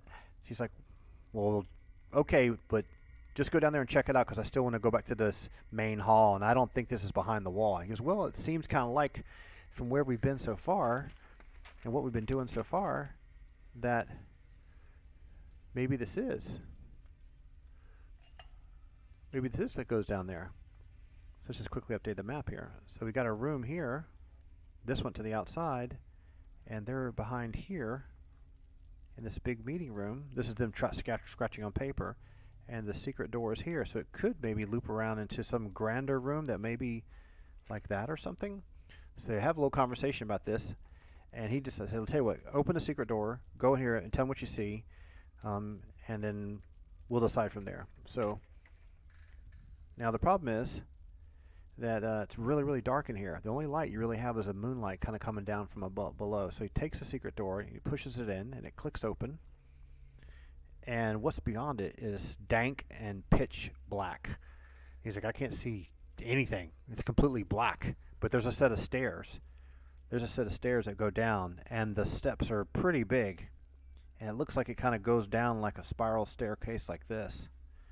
And it just loops back on itself again. And it goes all the way down. And it just looks like a... So he goes down here very quietly. We're going to do a little move silently check for him. And let's just get his sheet back up. Where is he at? There we go. Move silently is 83.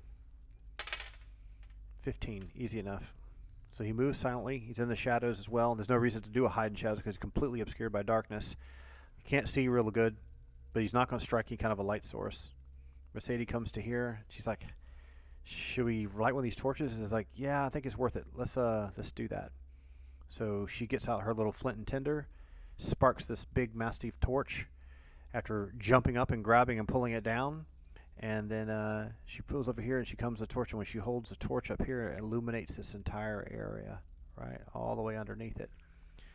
And what it looks like, and Vrinjar is the one going down, the shadows are cast, he comes around the corner and looks down here, and he's like, this looks like it goes down to like some kind of underground cave. I can just smell cave air. She's like, listen, come back up for now, come back up for now. She's like, okay.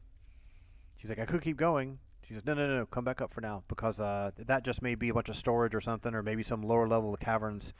Let's go find out. I have a sneaky suspicion that if we can get this chief under my sword, I can get him to tell us exactly where the child is. He's like, okay, good plan. So they decide to come back here, and Vrinjar takes this door. We're just going to put the S here for you to see it, and he closes it back. And he said, listen, let's get out of this room. And they're going to go out of here, and they go right back out to the hallway where they were before. So no other checks are made. And then right when they're ready to go out, Zala's like, wait, what about in here? And she's like, where? What? The door right over here. What should we do about this? She's like, well, go open it and check it out. I'm convinced we should go a different way. So he's like, fine.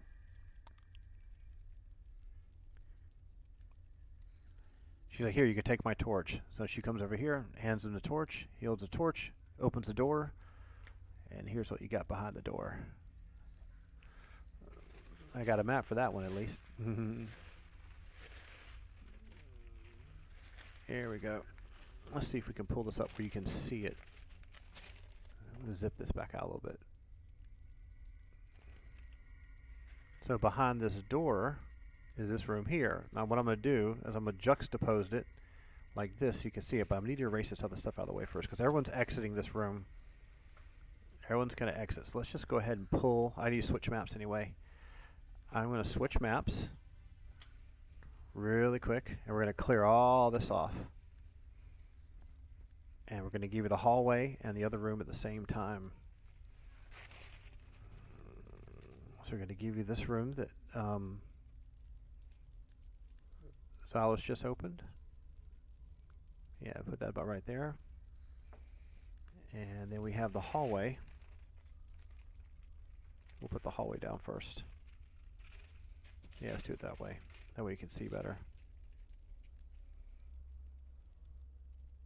In fact, I'm going to do an old school trick real quick. Give me 1 second.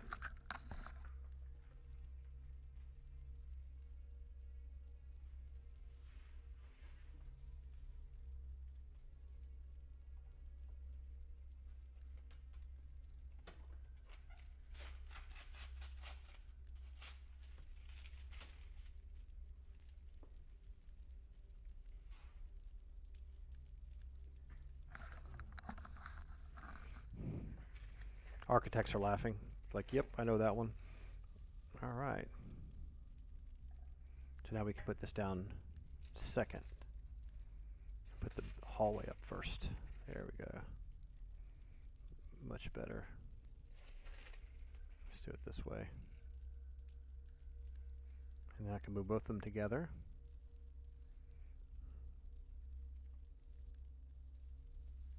You have to admit, this is 3 times faster than Fantasy Grounds. Plus, it looks cool.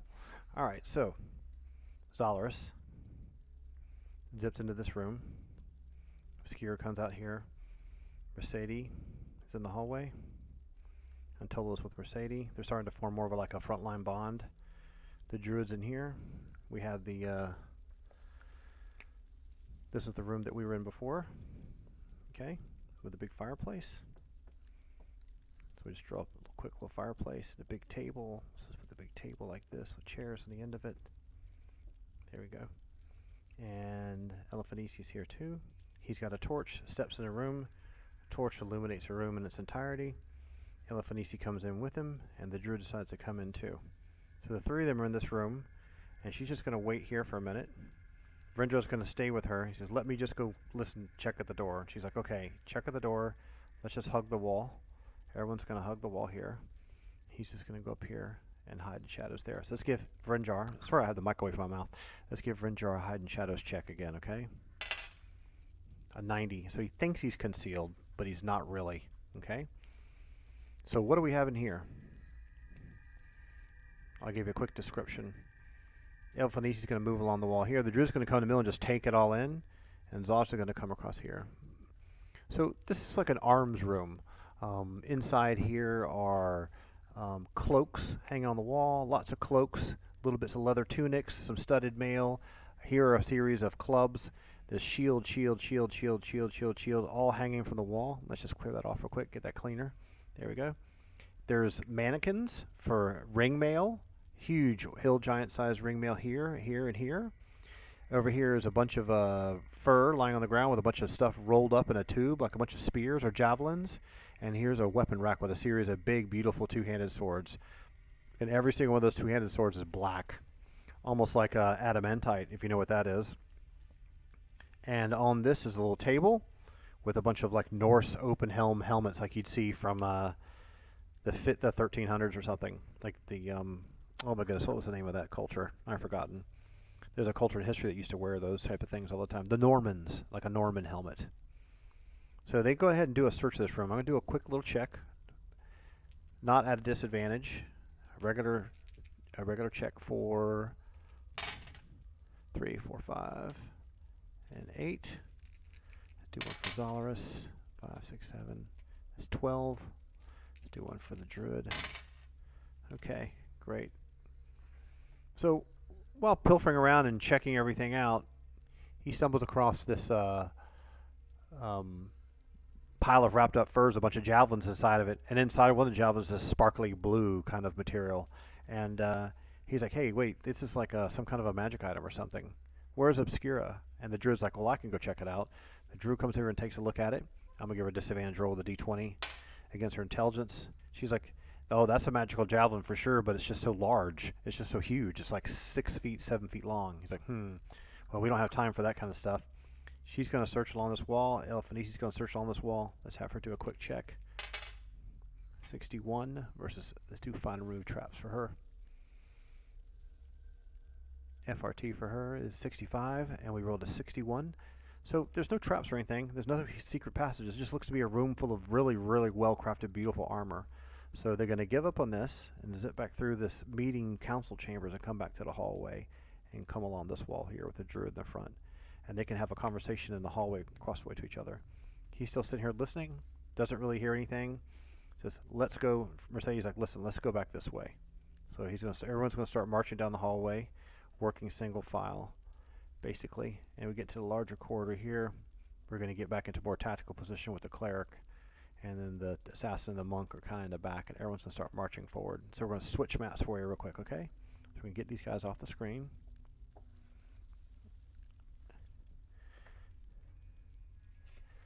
There we go.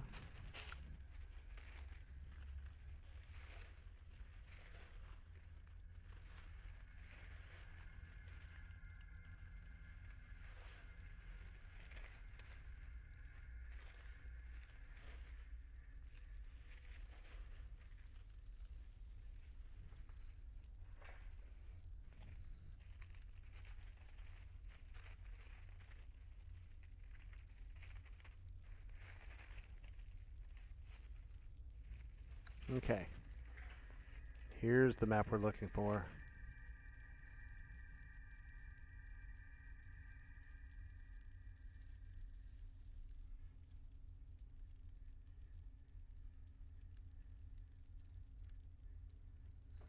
That should work good. Get rid of these extraneous scratches. So where's our group? Whoops, sorry. So this is the doors that they spiked closed earlier. Antola, Obscura, the Druid, Elfanisi, Farenjar. Up in the front. Quick little powwow. Listen, I need you to go crack that door open again. Can you untie the stuff? Sure. Comes over here, takes his axe out, slits the little rope that he puts there. Try to open that door. Remember, it swings in. So open that door. Let's get that door swung open to about halfway. Everyone else get up against the wall here. So everyone else is going to get against the wall. The monk's going to go ahead and try to hide in shadows. Let's give her a chance for doing that. Elfanisi's hide in shadows is 68. There's a 57. She's completely obscured. So she's obscured. He's going to come over here with Zoller's actually going to give him a hand and pull the door open. Actually, he can do it by himself. He doesn't need that help. Let's give him a D20 roll against his dexterity. His dexterity or less to do it, because it's not hard to do. 17. He is a 17, isn't he? Second stat. Oh, he's a 14. So as he's trying to open and pull the door open, right, it kind of gets stuck, maybe from where he screwed and messed with the hinges earlier. And as he gets stuck and pulls it, he opens it up and he sees into the next room. And what he sees in the next room is quite the sight. This is a incredibly huge hall. I'm just going to give you a quick peek, right? A quick little peek. A huge hall. And in this huge hall, there's this massive party going on. And it just kind of, here's the peak and here's the edge of it, right? Let's put this right on top of that, like this. And right here are this huge big columns. Let me make sure I got this zoomed out of the way. I'm going to pop this over a little bit. Yep, we're all the way out. So this huge hall. Way down this way is a fire pit, and there's a huge massive ceiling, and there's tons of giants and hill giants, and it's a big table with like the king and the queen sitting there, and they're drinking and yelling, and a bunch of ogres are asleep at their tables, and some hill giants have passed out in the corner. It looks like a huge party happened. In the middle is a huge fire pit, and a huge fire pit's blowing smoke around. It has a huge ox sitting on a spit, and a bunch of pigs on spit, and it looks like things are pretty much wound down now. It's about 4 o'clock in the morning, but they're still going at it, and it looks like there's a storm giant talking to, a cloud giant talking with the king and the queen, still very much deep in conversation. Everyone looks very relaxed after it's been a really fun long weekend. So Varinjar comes back and he says, listen, this is what I'm seeing, blah, blah, blah, blah, blah, blah. And they're like, I tell you what, it's time to stop playing around. Let's push those doors open, but only one door, and let's pull them into the hallway, and we'll try to kill them. He said, you know what, I forget that. Let me sneak in. Let me and Elfanisi sneak in. We can sneak in, get in position. We could get ourselves in a position where we could backstab anyone that comes rushing a door, while the two of you are blocking it out. Have Obscura and the Druid in the back position, the Cleric in the middle. They can nuke and blow up anything coming to the door, like Diablo 3, isn't it? So yeah, that sounds like a great plan. So here's what's going to happen. So we need to do 2 hide and shadows checks for our monk and our assassin. So our hide and shadows for the assassin. She agrees to the plan. 68. 64. Woohoo, that's real close. And let's give it for Elfanisi. I'm pretty sure hers is 68 as well, because they are both level 10 assassin, level 10 monk. They have the same roll for hide and shadows, 68. Let's give her a roll too. 60. Whew, that's close. Those are both pretty close. So I'm going to switch maps so you can see this one. This is beautiful fun. Lots of fun. Lots of fun on this one. Lots of fun on this one. Get this moved out. Let's bring this bad boy in. Big, diabolical, huge map. I may need to adjust the camera some to get all of it in there. There we go. Yeah, we may need to adjust our camera some for this one.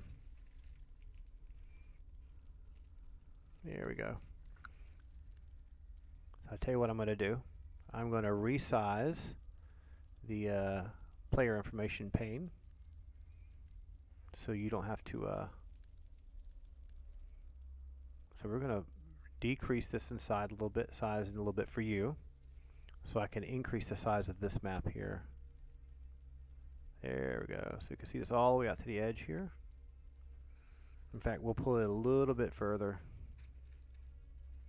because the doorway is important for this fight too. So pull this a little further like this. Just about like that. That's about as much as you could see anyway. Whoops.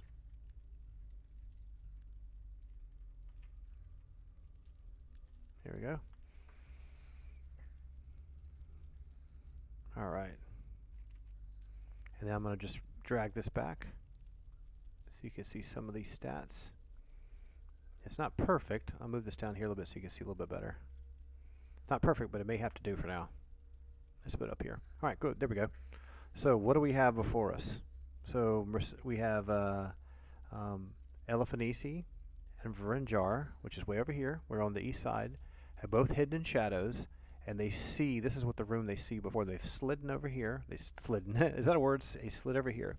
So here's what they see. Sitting at this table here are 4 absolutely drunk and obliterated hill giants. I'll turn the little character tokens which way they're facing, right? Turn them like this. And there's one guy at the top of the table with his club in his hand. He's all excited. Sitting over here in the middle is this hill giant chief. And on his right hand side is this cloud giant. And we'll use this female fire giant token as a placeholder for his wife sitting next to him. And then over here are more hill giants with their weapons in their right at hand, close by. And then we have tons of scrubs. And we're going to turn the little tokens this way. All these little scrubby ogres are all hanging around, and some of them are pretty drunk and passed out. Some of them have their head on the table. And they're all sitting like this, right? They're in a group. They're in a little group sitting right by the fire. And then we have another group of them over here. And we got one dude at the head of the table here who thinks he's special. Let's turn him this way. This way you can see them better. You know, I think I will turn this way so you can tell who's who, because upside down is confusing. There we go. All right, let's turn all these that way. So these guys are drunk, but they're awake, but they're sitting at the table and they're like slumped over the table. Turn everyone this way. There you go. You can see the token better. You want to be trying to think about what it looks like upside down. You've got 3 ogres sitting here, right in front of this big pig on a spit. Looks like most of the pig's been eaten. And there's one other ogre sitting here. And over here is a cave bear under the table, slumbering away, taking a break. And let's get some more light on here so you can see a little bit better what's going on. We'll put this in the corner. And we should put this in the middle, right? So here's your big fire. So everyone's sitting around the fire. It looks like there's a bunch of guests here, a bunch of ogre guests who are just scrubs, and they don't have their weapons ready, and they've been drinking heavily. Some have their head down on the table. At the head of the table is like their leader. So it's like a little clan of ogres here. And there's a number of chairs along here where some people from some giants were sitting, but all the chairs have been pulled out as if they got up and left. And so these two are whispering to each other, and we're going to do a quick little not hear noise check, but move silently check, just to make absolutely sure that these guys here don't hear them. It's just too much roaring, crackling fire going on for anyone else to be able to hear what's going on. Let's just change this real quick. And we're going to switch this to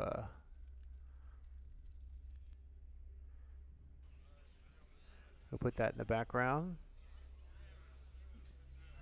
And we're also going to change this to this. There we go. All right, so move silently. Elefantisi move silently is 83 and 83 for Varenjar. So we'll do Elefantisi first. 50. Varenjar. 82. Whoo, that's close. So these guys here, even though they're drunk, I didn't even do a penalty. If I was actually super alert as a DM tonight without a bunch of black magic mark over my fingers, I would probably give them a bonus because it's too drunk. These are big, huge, heavy timbers, and there are still torches burning away on these hang here, creating lots of smoke that's going up to the ceiling. Excuse me, smoke going up to the ceiling. Smoke going up to the ceiling. And above this whole room, way up high, is Claire Star windows. So imagine over this big fire pit where all these pigs are roasting. This is a pig. This is a pig on a spit. 2 pigs on one big long skewer spit pit. And then we got huge, massive kegs of beer over here, and a bunch of rugs laying on the ground and furs, like some kind of animal bed. I think the cave bear was going to be there. And everyone's having a good time. They're talking. Nothing too crazy going on. These two kind of whisper each other super quietly. What are they going to do? It's like, Redred's going to slip back and tell everyone else what they've seen. So this is the stage set that they've seen, right? They have a quick conference in the hallway. How many we got? Female hill giant chief. The hill giant chief himself with his cheesy mustache. Probably a cloud giant a sleeping cave bear underneath the table. They're still eating and leaning on their chairs and relaxing. Fire is still blazing huge and tall. Armed hill giants over here on this western side. Not very unarmed guys here. One guy armed, and a number of really drunk ogres. So looks like the whole party is kind of winding down some. Let's just turn this way over here like that. Okay, there we go. So Mercedes says, you know what? Push that front door and let's charge in. And he's like, all right, let us get around the other side first. She's like, okay, I'll give you 30 seconds. So we're going to go 30 seconds. 29, 28, 27, 26, pause. Let's do a move silently check and a here and hide in shadows check for these two. Now the light is all going this way. There's no major light coming from here. So in essence, there's nothing. Their faces are being illuminated, right? So hide in shadows check for these two. This is nasty. This could be a really nasty situation because they'll be surrounded real quick. 83%. Oh, it hit the part of the die. Should we re-roll that or not? That says 91. It's stuck on the side of the little token. I'm going to call that a fail for Elefanisi. Sorry. I have to be fair. It wanted to be a 90. It wanted to be a 90. And a 7. So Varenjar is absolutely, completely concealed. The female looks over her left shoulder. Whoops. Oh no, my fire went out. I can't have that.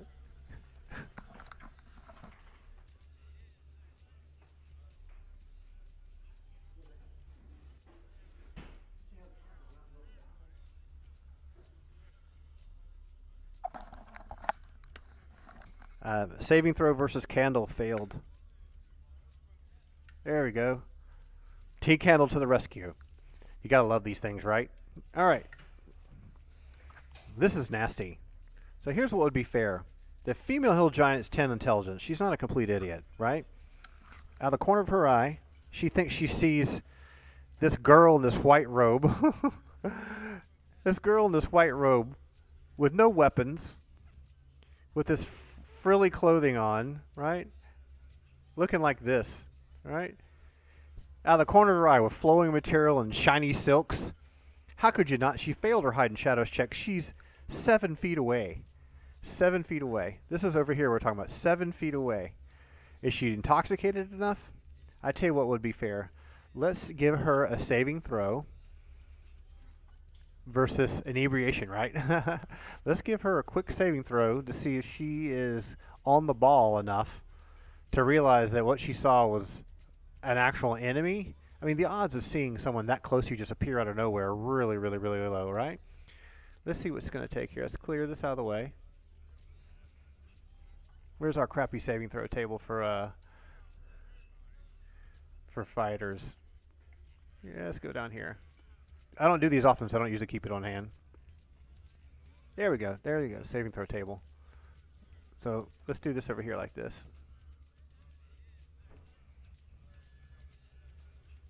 Okay, there you get to see it. Okay, behind the scenes. No cheating, right? I'm going to give her a save as a level 10 fighter against paralysis, poison, and death magic. Does that make sense? So she needs an 8. I mean, come on. How can she not do that? So I got a replacement bonfire coming. How could she not do that? She's inebriated. This is going to give her a chance to be like, because the line of sight is completely blocked between the chair. If she rolls an 8, normally she would be, she would say, oh, I see something. Oh my goodness. But I'm going to make it hard. I'm going to double it. She needs to roll 16 or higher to be able to notice Elefanisi. A 6. Okay, that's very generous. I know some of you be like, what? You should have seen her.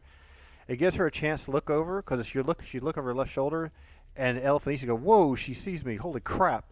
And Varenjar slide enough to like slide right in front of her and allow his shadows to obscure her. I'm going to give her yet another check to hide in shadows again. So 83 for her. 98. So she bumps back and she climbs, tries to climb onto this keg of beer here, and she's go, wait a minute. And she ropes to her feet and pushes the chair out of the way and takes a step forward. And Varenjar doesn't even hesitate. He just comes straight forward and engages her in combat. So Elefanisi's like, oh, crap. Now, just about the time that happens, what do you think the rest of our kids are doing? They're not just going to sit in the other room with their listing on the door. Someone decides to kick in the front door, push the door all the way open, and barge in. So we're just going to barge into the room. No more wasting any more time. The druid's going to be in the back, and there's going to be the cleric. So Mercedes barges in the room, swings her sword. Zollars pulls out his big glaive with a burning end on it.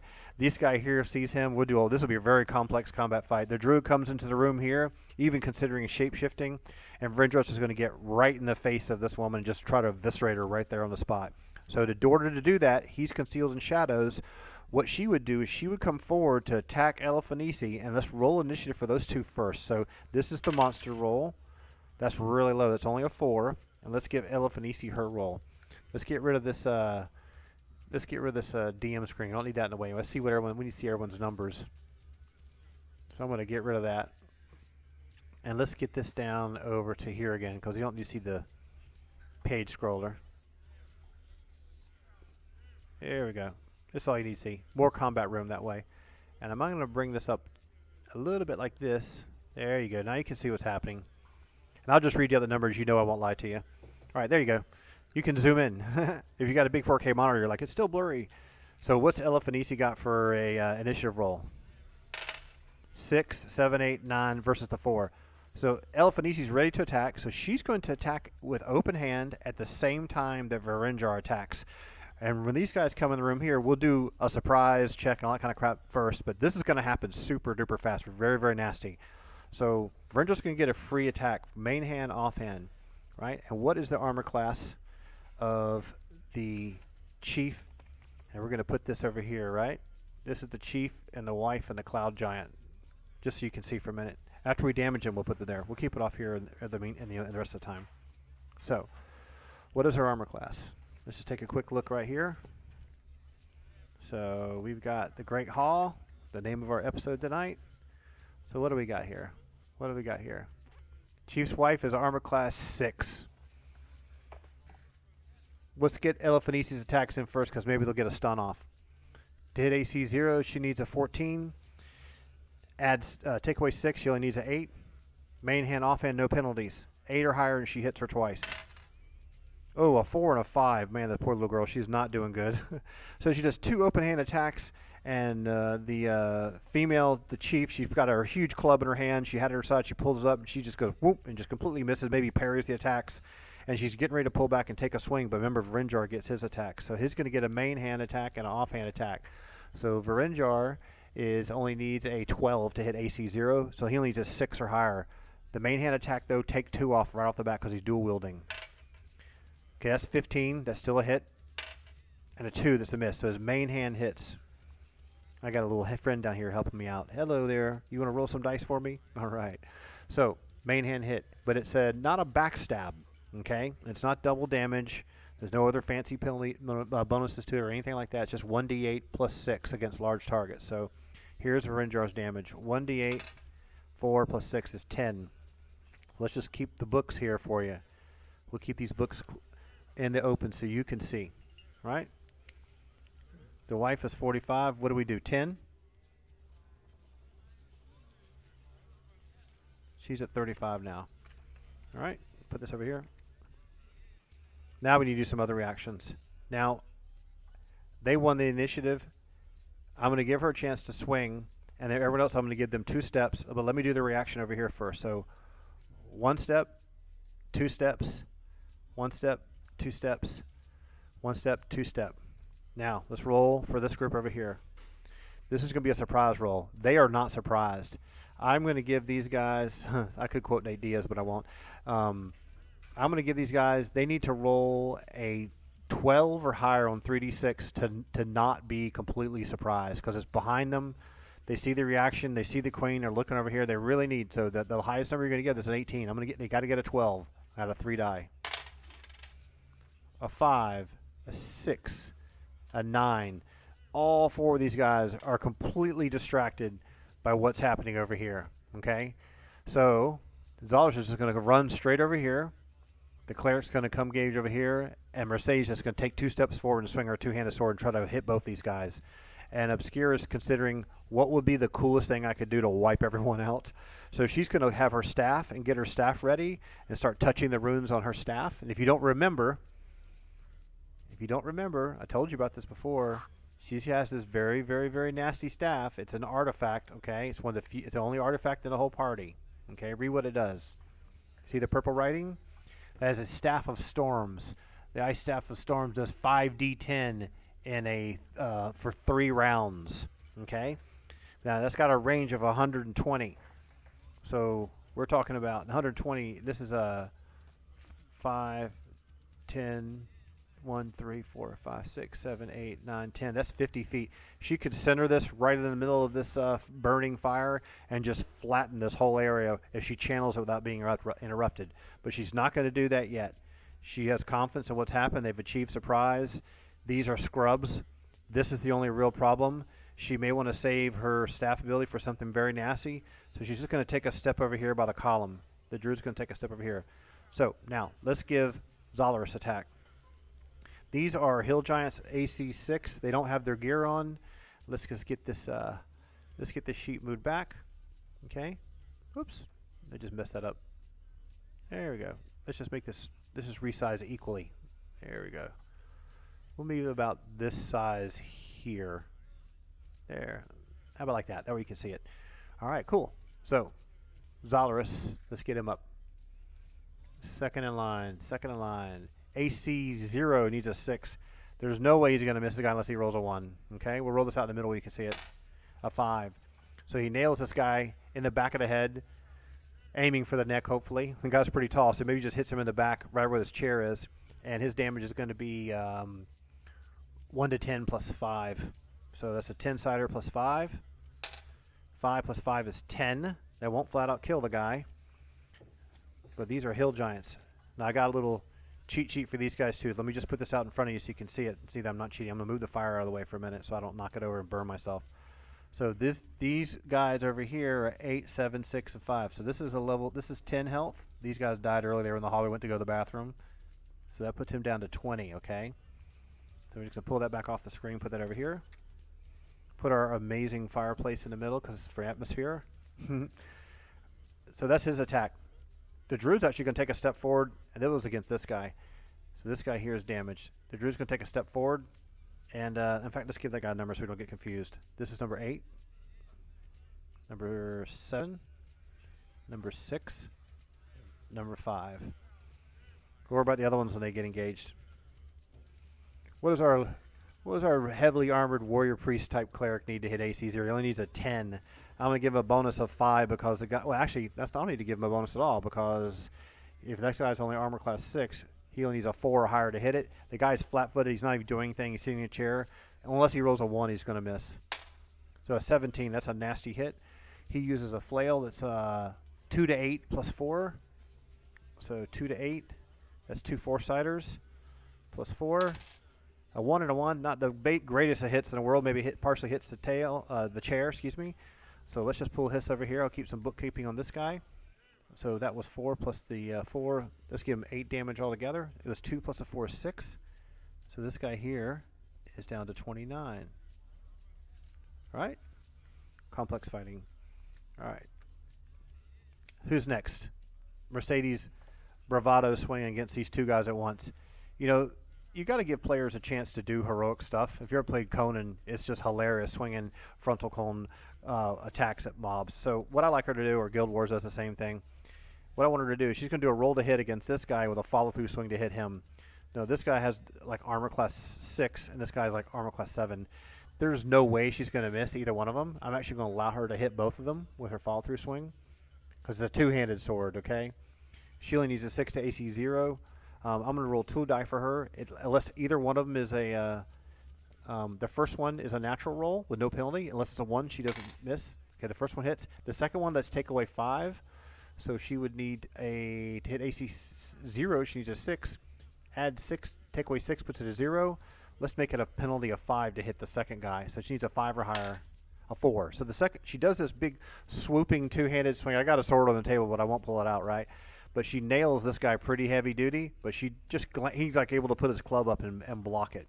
So this, her damage is going to be 3d6, 3d18, plus 5 against large giant class. Let's roll that damage for you over here. Okay, that's nice. 6 and 6 is 12, plus 4 is 16. plus the 5, 21 damage on number 5. Number 5, 21 damage. That's 40. That puts him down to 19. Probably can't see that very well, but at least I'm keeping track of it because it's a complex fight. All right. So we've handled this combat here.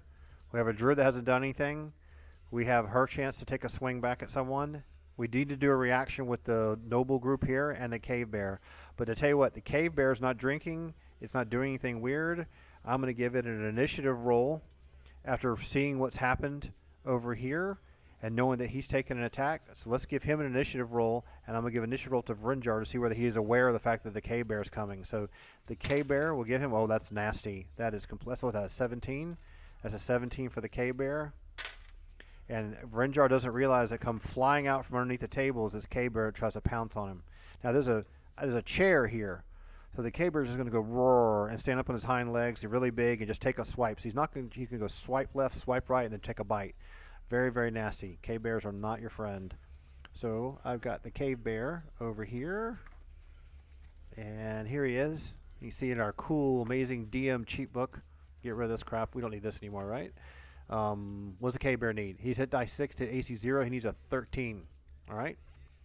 And Vrinjar's armor, I think he's at -2, isn't he? Yeah, -2. So he's going to need a 15 or higher.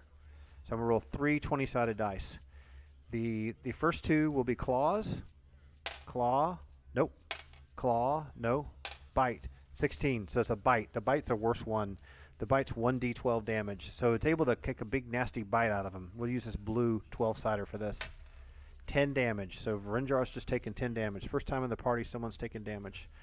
So we're going to just jot this down separately here. Keep track of people by name as they get damaged. So Vrinjar. And he is a 80 health. How much did he just take? 10, 80. Now he's at 70. Okay. All right. So we've handled that. Now we've got a cave bear engaged with Vrinjar. He's attacked and he can decide what to do next round. He took some damage. He got hit. These two are ready to fight each other again. Let's get some reaction going on with these two. They're just sitting here where all these melees happen. Everyone's just in like 6 seconds of fighting so far. So our chief. The first thing he's going to do is try to grab this massive ballista crossbow. If you've done this module before, you know what I'm talking about. Off the wall in the back here. And I tell you what we're going to do. We're going to tilt this up a little bit. A little bit, little bit, little bit, little bit. Like that. Up that time, make you too sick. He's going to try to pull this ballista off the wall. Step up onto the table and take a shot at either one of these two. But as he steps up, he's going to give him kind of a dexterity check. I know it sounds kind of silly. He's just a guy standing up on the table, but he's got to grab the ballista off the wall, load it, throw a spear into it, cock it, and that's all he'll get to do for the first round. But I'm going to do a dexterity check for him with a 3d6. Let's give him a dexterity of 12. So he needs to roll 12 or less to not lose his balance or slip on the table and food because he's probably drunk too. 12 or less, 12 or less. Okay. So he does his move, whatever he says, heroic move, stand on the table, excuse me. Next round, he'll be able to shoot, and then he'll pick a target next round. This bad boy right here. Not a real pretty token, but this is a Cloud Giant. Cloud Giant's a hit armor class 0. He only needs a 9, but he's not in position to hit anyone just yet, right? So what's he going to do? What's he going to do?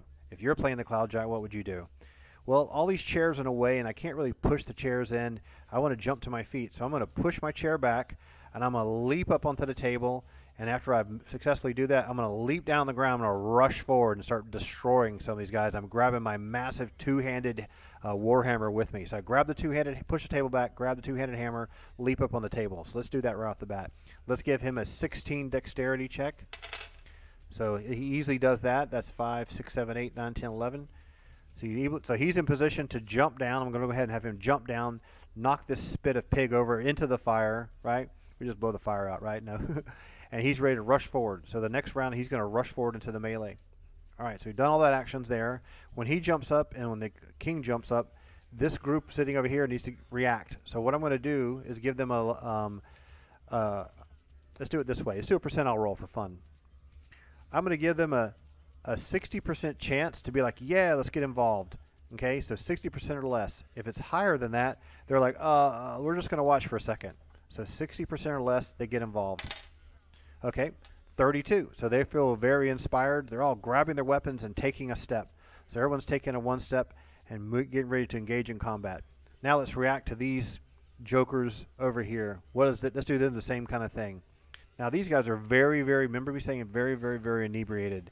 So I'm going to give them a 25% chance to even realize what's going on, okay? So let's do a roll for this 3 guys right here. 25% chance or less means they can react. If I roll higher than that, they don't really know what's going on, okay? 52. These guys are like, what? Did you hear something? Huh? I didn't hear anything. And so they're not really sure what's going on. They're too drunk to react. Now this group over here, we're going to do the same thing. 25% chance to react. So 25% or higher, they remain drunk at the table, and maybe they just turn their heads. And 6. So this whole table is like, what? It's like the baseball stadium being everyone just jumps out of their chair, pushes the chair out of the way, and gets their weapons at ready and can take a step. Same thing for this guy. He's like, hey, I'm getting involved too, which is great because it's going to completely clog up this path of travel over here. Going to make it really hard for him to get through. He's going to have to go around this way, and it's going to get real clogged up. That's one good thing about furniture fights. Use the furniture. If you don't draw the furniture, how do you know what it's really like to be in a fight? It's like a fight scene in a movie. Okay? All right, so now let's roll for initiative. Let's go back to the chief's wife. Roll for initiative for her, and then roll for initiative for Elfanisi and Varenjar, because Varenjar's going to stick like glue on her until she's dead. So this is the Hill Giant Queen, 6, 7, 8, 9, 10. Let's give Elfanisi no modifiers. 4, 5, 6. She doesn't get a reaction. She doesn't win. And let's give one for, and let's roll for, excuse me, Varenjar. Whoops. Nope, they lost the initiative. So she gets to take a swing. So she had a huge, massive club. She's going to take a swipe at the little girl again. All right. What does she need? Let's just check her out again. Chief's wife, Chief Nosra and Chief Nosra's wife. To hit AC 0, she needs a 10. Make sure the book's not bursting into flames. Okay. She needs a 10, and that's what an Elfanisi is. And there's only one attack. We'll just use this purple die here. You ready? A 10 or higher, and she hits the monk. A 19, ow. That hurts really, really bad. It's 2d8 damage on this huge, massive club. Square hit. 5. That's pretty weak. Thank goodness. So Elfanisi for the first time is taking damage. Let's just jot that down here.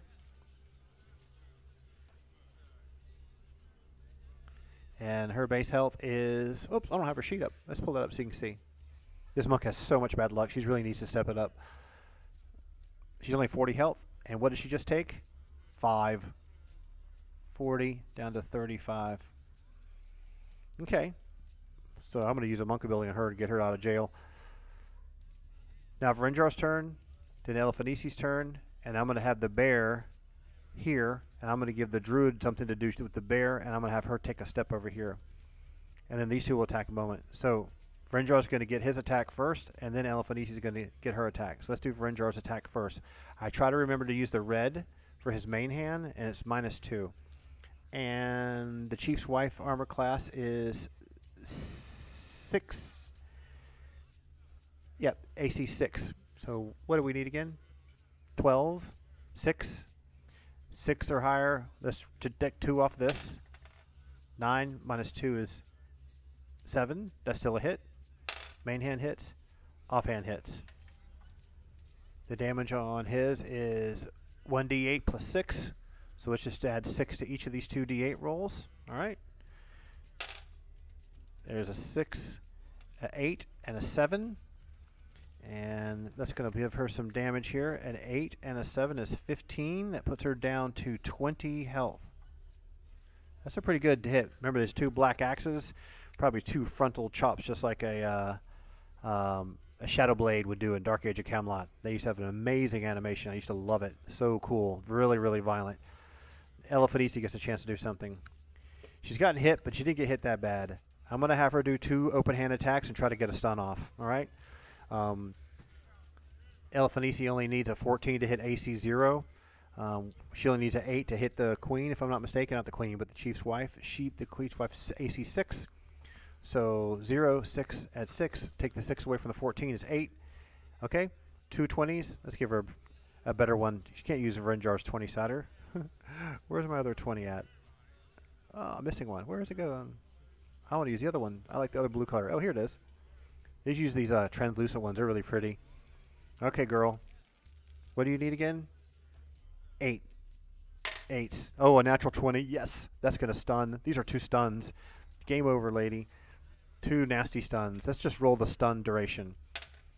2, that's 18 seconds. Each one of these is a segment. That's 12 seconds. 4 times 6 is 24. That's a good 30 seconds of stun. You are dead. But let's not play that out yet because there's other stuff happening that needs to happen that could interfere with her coup de grace on her. So he damaged her, then she goes boom, boom, and it hits the stun. Now remember, here's a rule about the monk, okay? Got to go back here. Let me pull this up for you again. Monk stunning, right? Percentage chance to kill after a stun. In the enemy armor class, it's modified, so it's only a percentage chance. So for Elefanisi, it's written on her character sheet, I do believe, right?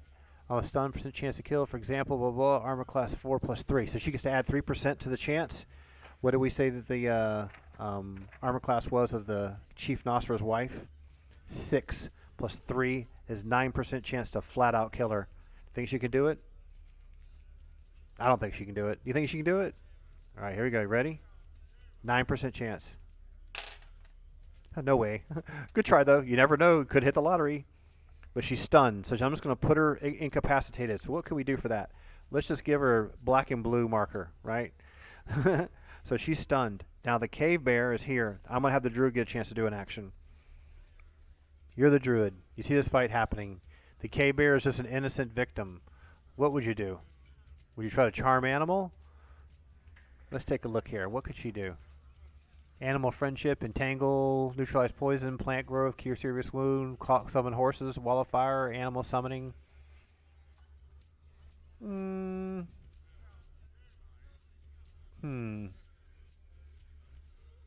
She's already cast animal friendship once. She doesn't have another one. She has entangle by 4. What would you do? What would you speak with animals? I tell you what she's going to do. She's going to tell the bear the name of the other bear and say, wait, don't attack us. We're friends of blank, blank, blank, whatever the bear's name is. Not Brother Bear or Coda or anything like that. So she's going to say that to the bear in the bear's language and see if the bear stutter steps and reacts to that. Wait a minute, you said you're friends with him? He's my best friend. Since the Chief Nosra has 2 pet bears. The other one, remember, they were friendship with earlier? So she's going to try that. So we're going to have to do a saving throw here. So even though I put my DM screen away, I got to pull it back up again, right? So this cave bear is hit dice 6, right? Yeah, hit dice 6. So we got to do a saving throw for the bear. Let's pull it over here first. There we go. Get that out of the way. Come on, come on. There we go. I'm going to roll as a fighter save, okay? And I'm going to roll that save against. Here we go. Here's the saving throw table. Pull this over here so you can see it good. Now you should be able to see that. What would you roll that against? Spell, paralyzation, petrification, breath weapon. It's kind of like an influence type thing. Your hit dice 6. Petrification, polymorph. I'm just going to have to do it as spell. It's a good old catch-all, right? So I'm going to do it as a fighter. Hit dice 6 fighter against spell. 14. So you have to roll 14 or higher to, I'm going to say, not react for a millisecond. Like, give up 1 segment. To be like, what? Are you serious? Are you friends? And she could continue to talk to the bear and keep him occupied. So 14 or higher, right? 14 or higher. Needs a 14 or higher to resist this. A 3. So the bear is like, are you serious? It always reminds me of that YouTube video where the guy's talking about, did you get me a cat and bring me any food? I forgot what the video was called. Hilarious. So while she's doing that, Obscura's going to, what can she do? What can she do? It's not really time to do anything yet. She's just going to take a step back behind the pillar. Let's go back over here, and then we're going to do some movement, okay? Now, and we got these guys getting a chance to do their reaction as well. She's down the ground. I think Elefanisi will coup de grace her. Renjar can turn and fight the next round against the bear, but the druid might put her hand out and say, no, don't kill him. So, in fact, let's do some bad guy movement. These guys got hit. They're awake. I'm going to have him turn around and take an open hand swing against the cleric. I know he'll never hit him, but he's going to try it anyway, all right? Keep the chumps in the back occupied, please. All right. Where's our cleric? Here he is. Untola. Untola is armor class -4. These hill giant guys are hit dice 8. And theirs to hit AC 0 is a 12. So to hit AC -4, you need a 16. 16 or higher he needs, okay? A 9. So he takes a big swing with his club and he misses. And let's see that they would move back like this in melee where he holds his shield up and maybe blocks the shield. Trying to hit Zolaris. The hit AC 0 is a 12. Needs a 13, right? Right, because he's -1. AC 0, 13. 13 or higher hits Zolaris. 4, a miss. Zolaris is just going to swing around this way during the melee and pull that fight this way so he can start working his way through this junk. I always like them to take a step because they don't just sit there in one place and just go bang, bang, bang, bang, bang. There's jostling. So I allow people to do jostling and repositioning during the fights. That's how it is in an MMA fight as well. So now, these guys get to take attack against Mercedes. He's just going to push the chair back and try to grab his club. So when he does that, she gets a free attack of opportunity. But she's not going to do that because he's going to get a swing at her and she needs to defend. So she's not going to attack of opportunity of him while he reaches across the table to grab his club. So this guy here with his club is going to take a swipe at Mercedes. And Mercedes -2. I said they needed a 12. That means he needed a 14, natural 14 to hit her. A 19, so he nails her. That's 2d8 damage for the big old clubs. 5, 6. That's our first time for her taking damage. Thankfully not much. So let's just put that down for her. I'll move this out of the way for a moment. Now she got tons and tons of health. Okay. 132. And what she takes? 6. 132. Take 6. That puts it down to 126. All right. Let's get that cleared out of the table. Put our cool fire back. All right. Let's get these 6-siders out of the way. Get a little organized with the dice. Okay. More action, more carnage, more killing, more 20-sided dice. All right. This has been taken care of. This has been taken care of. This has been taken care of. She defended. She took a hit. She's going to get a swing back at him. Okay. Armor class of these guys was 4. To hit AC 0, she needs a 6. Remember, a 1 is the only way she'll miss. A 10, she hits him easily. 3d6 damage plus, 3d6 damage plus 5. Okay. And that's number 5 ogre too. Not, excuse me, ogre, but hill giant. Okay. The 3d6 gives us a 7 plus 5 is 12. And this is number 5. We were keeping track of this here. He was at 19. So now he's down to 7. Okay. Is that the right guy? Is that the right guy? I'm pretty sure it is. Or did I get him witched up? I think I got 5 and 6 swapped. Let's just pretend. Let's just swap them. So he was at 40, and he just took 6, 7, 8, 9, 10, 11. What do you take? Plus 5. Okay, 6, 7 plus 5 is 13. Actually put him down to 27. This guy here at 35 is the one that was damaged before. So her damage from before put him down to 15. Okay, sorry, I got him mixed up there. Easy correction. Keep him honest. All right, the actions happened, action happened, action happened. These guys need a chance to do something. So weapons at ready. They always push the chair backs, rushing forward, okay? Rushing forward to flank, rushing forward to get a piece of the action, rushing forward. These guys are like, huh? I'm just going to turn around and see what's going on. I don't really know what's happening. I'm just turning around. Trying to run around here, trying to run this way, trying to run here. What do these guys back here do? Do we take care of them or I forgot about them? Let's give them, they will be awake by now. Let's just give them movement, okay? And then we're going to come to these two nasties here. So we're going to go 1, 2, 3 for him. He's 1, 2, and 3 for him. And 1, no, it's not Divinity Original Sin. 2, and then 1, 2, and 3. So the movement rate of the Hill Giants is like 9, which would be 90 feet in 1 round. Oh, that sounds like silly math, right? 90 feet in 1 round. So a tenth of that, right? That's only 9 feet. Each one of these is a 5-foot square, so it's really only 2. But I give them 3 because they're all excited and they're taking big leaping steps. All right. She's got her eyes ready for this. Cloud Giant, King Chief Nosra, Ballista, Bear being charmed by the Druid. Vrenjar just hit his wife. The little girl just punched his wife and knocked her down. He's going to shoot at her. The lowest armor class might kill her.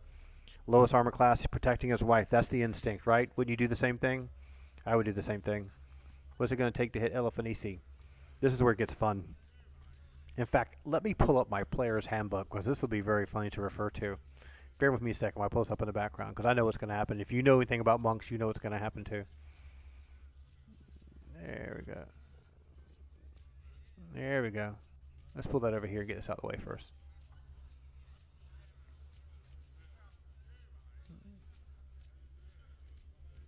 All right.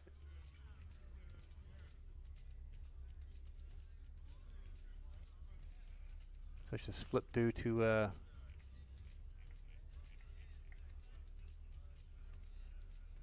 the monk section. Let's do it this way, okay? Let you see what I'm looking at. I want to show you something.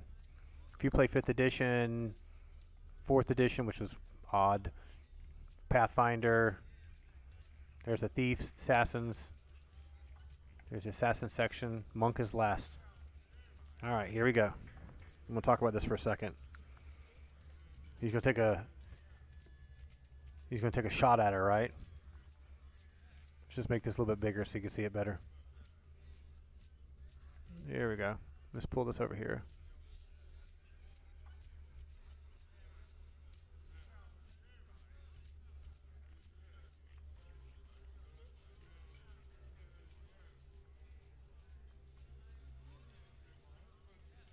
There we go.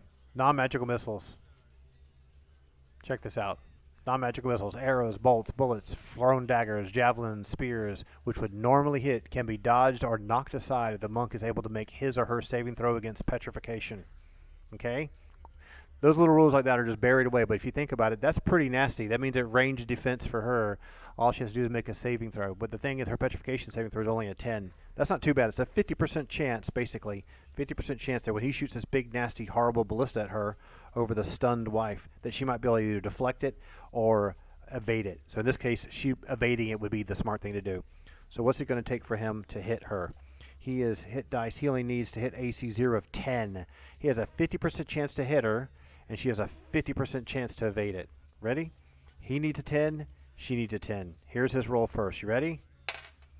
A 19. So he aimed true right at her with this massive ballista in her hand. The bolt comes flying across the battlefield 15, 20 feet away, right at her. Can she get a 10 to evade this shot? Need a 10. Need a 10. 10 or higher. 10 or higher. An 8. Nope. Nope. So it's going to hit her full force right in the stomach, probably in the chest. 3d6 damage on that. Very, very nasty. Now, this is going to hurt. This is really going to hurt. 6, 7, 8, 9, 10, 11, 12 damage. Now, I don't know if you remember, Elefanisi is at 35. Okay? Take away 10 puts you at 25. And take away the 3 puts you at 22. That is almost half her life. Very nasty. Ow. Time to get out of dodge for her. So he did his attack. What's this cloud giant going to do? He's got his big, nasty, huge hammer. He's going to go 1, 2, 3, 4. Step into here in melee. Push this guy out of the way. Tumbles and pushes him out of the way. These are all engaged in melee. These guys are encroaching on him. What to do? Initiative for them over here. This guy's can take a step, take a step, take a step. Can't really take a step. Took an aim shot at her. She's controlling the bear. She's pulling the bear back over here, right? And then Varenjar is right here in the middle. So he's going to run forward. He sees this cloud giant coming. But he's going to run forward and jump on the table. The instinct to protect the sibling is more important than trying to stop this guy right here. And that's when Obscura is going to come over here and start winding up a spell. So this is what Obscura has been waiting for. Those moments where everyone's out of position, no one's in the right place. What's the right thing to do? She's going to cast Paralyzation. Okay? Now, Paralyzation is a touch attack, isn't it? You know what? I think it is Paralyzation, so let's not do that. Let's cast Blindness. Is Blindness a touch attack? I think that would be a touch attack, too. I think what we'll do is we'll do Phantasmal Force. So Phantasmal Force means she can summon some kind of illusion that has no audible component and doesn't cause any damage right right in front of or around. So this is where the player gets to be really creative. What would be the most crazy illusion that she could do right here? So what she's going to do, she's going to do this massive illusion of, what could it be? It would look like she's casting spells. How about this? An illusion of a drow priestess in heavy armor with a tentacle wand right in front of her, holding her hand out to say stop. Okay?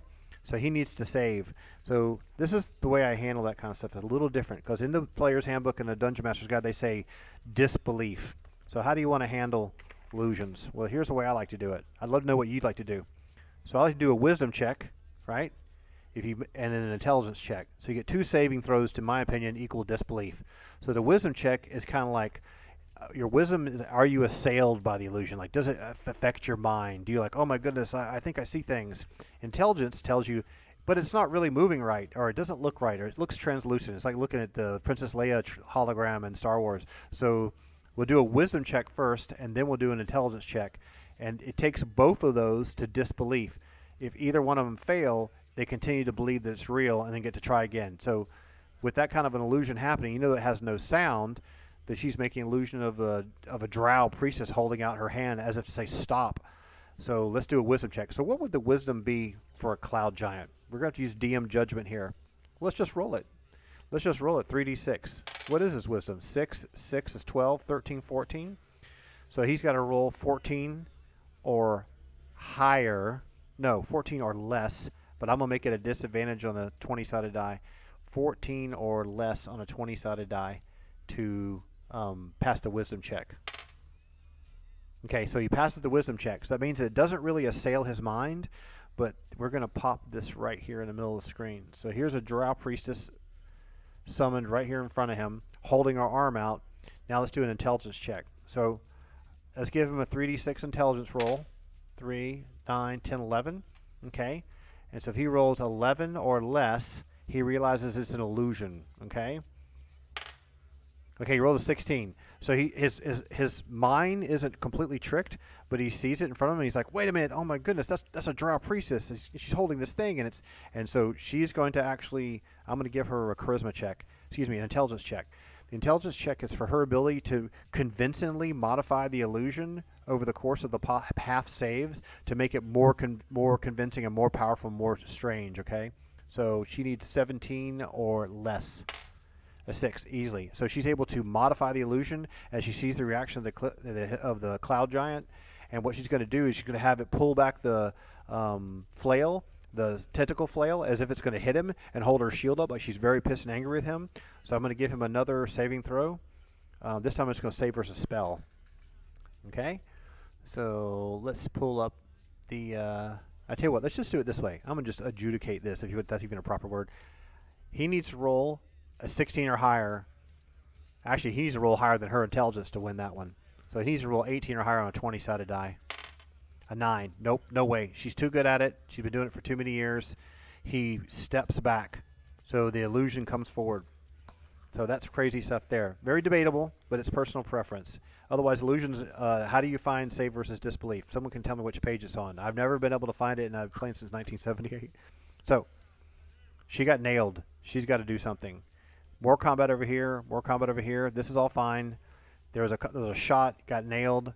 Vrenjar jumped on the table. Let's just check and make sure that Vrenjar didn't slip or anything. It's always important to do those kinds of things because we don't normally run around and jump on top of hill giant tables, right? So it's dexterity or less on 3d6. 6, 7, 8, 9. Easy. 10. Jumps up on the table to intercept this guy. He's holding the crossbow. I'm actually going to give him 2 free attacks on him because the guy's reloading. The reload is going to take him a full segment. So what is the Chief Nosra guy? Chief Nosra. Let's look in our cool DM book here again. Where is he? He is here. Here he is. Chief Nosra is AC 2. That's to AC 0, he needs a 12. AC 2, he needs a 14. Minus 2 from this roll, so we're looking for 14. That's a miss on the main hand.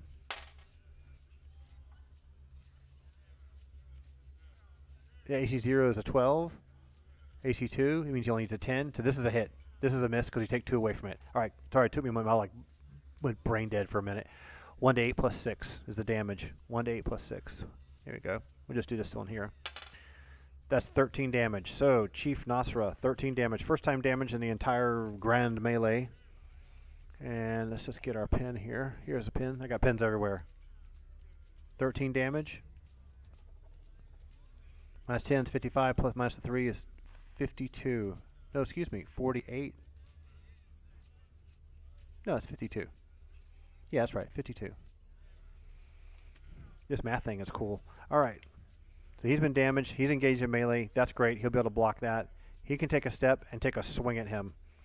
So he can take a step to hit AC -2. What does a hill giant need? He needs a 12 to hit AC 0. Gonna have to add 2 more. He needs a 14 to hit him. A natural 20. Ow, that is double damage. 2d6 times 2. Good, solid, strong two-handed hit. 2d8, 6, 7, 8, 9 times 2 is 18 damage on our rogue buddy, our thief, our assassin. Don't worry, he's got 70 health. 70 minus 18. What's that? 70 minus 18. 1, 6, 5, 10, 8, 2. 72. 70. No. That's not the right number. Yeah, he was at 70. 52. There we go. It's just so exciting my math skills have gone out the window. Alright, so the druid is going to release, tell the bear to hide over here. We'll keep you protected. I'm going to give the bear a saving throw. Okay, it's been about 2 segments, and I'm not going to look it up in the DM's guide or anything. I'm going to give him a saving throw of 14 or higher for it to be like a save versus spell. If he rolls 14 or higher, the spell the druid put him under by trying to convince him by speaking to animals to him, it fails. Okay. Okay, so he rolls a 19. So now this is like, wait a minute, you're not my friend. You just hurt you hurt my master. So the bear is going to roll for initiative and go after the druid. So 4, 5, 6. What does the druid roll for initiative in return? Okay, 9. So the druid can react. And what is she going to do? What would you do? What would you do if you're the druid? What would you do?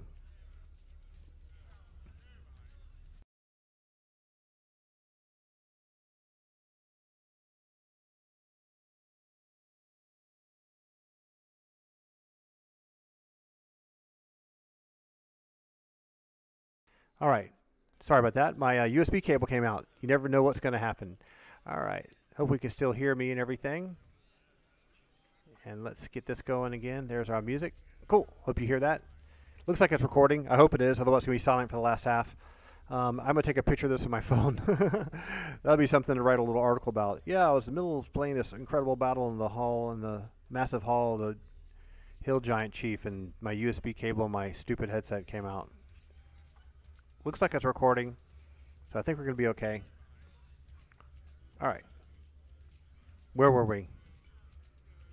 What are you going to do? You're the druid. I'm going to cast Entangle on this guy right in his face. So I'm going to let the bear take 2, 3 swings at her. But she won the initiative. Now, how much she win the initiative by? 4, 5, 6, 7, 8, 9. 4, 5, 6. That's pretty close. Casting Entangle. Just against the bear? Seems kind of dumb. She's going to do it anyway. I already said she's going to do it. So I'm going to give the bear a disadvantage. I'm going to let him just try to bite her. Okay? So what does the bear need? He didn't win initiative. She starts to cast his quick 1-segment spell. He only needs a 13 to hit AC 0. She's AC 0. I'm going to give a disadvantage of 2. Okay? So he needs a 15, a 7. So he tries to snap at her real quick, but it doesn't work. She gets her Entangle spell off. I'm going to give him a saving throw. Let's give him a 12 or higher to save versus this. An 8. So he is entangled. So let's just put this little gray marker on top of him. Means he can't move. That allows her to get the spell off. Imagine being a druid in EverQuest 1. You just like rooted it and then pulled back. Now, she did this intentionally just to entangle him, not to blast this entire area with entanglement. She's still maintaining the illusion. She's totally damaged. She's going to take a movement. So monk can move very, very quickly. She's just going to climb walls, 99%, and land back here, and then she has a potion she can chug, and she do a lay hands type ability on herself. They have like a self-healing ability. They can do like mend wounds. Actually, ironic that I mentioned EverQuest. It's like the monk in EverQuest. So it's only a 99% chance to climb walls for her. Odds of her flubbing that up are pretty low, but she's been very, very unlucky. 99 or lower, and she does it. All right, good, 70. So she gets back over here. She's going to chug a potion. We'll do that move at the same time. 3d8, 6, 7, 8, 9. And 7 is 16. Elefanisi gains 16 health back. That puts her at 38, which is almost full health. There we go. She's at 38. She doesn't need to use mend wounds, and she's out for the count, and she's just going to protect the illusionist. All right. So let's go back over here. All right. Mercedes, Antola, and Zalaris. Antola's going to continue to engage in combat to block these guys up until it's time to do something. Varinjar is going to be able to nail him. He did damage last round. This guy hit him and hurt him pretty well.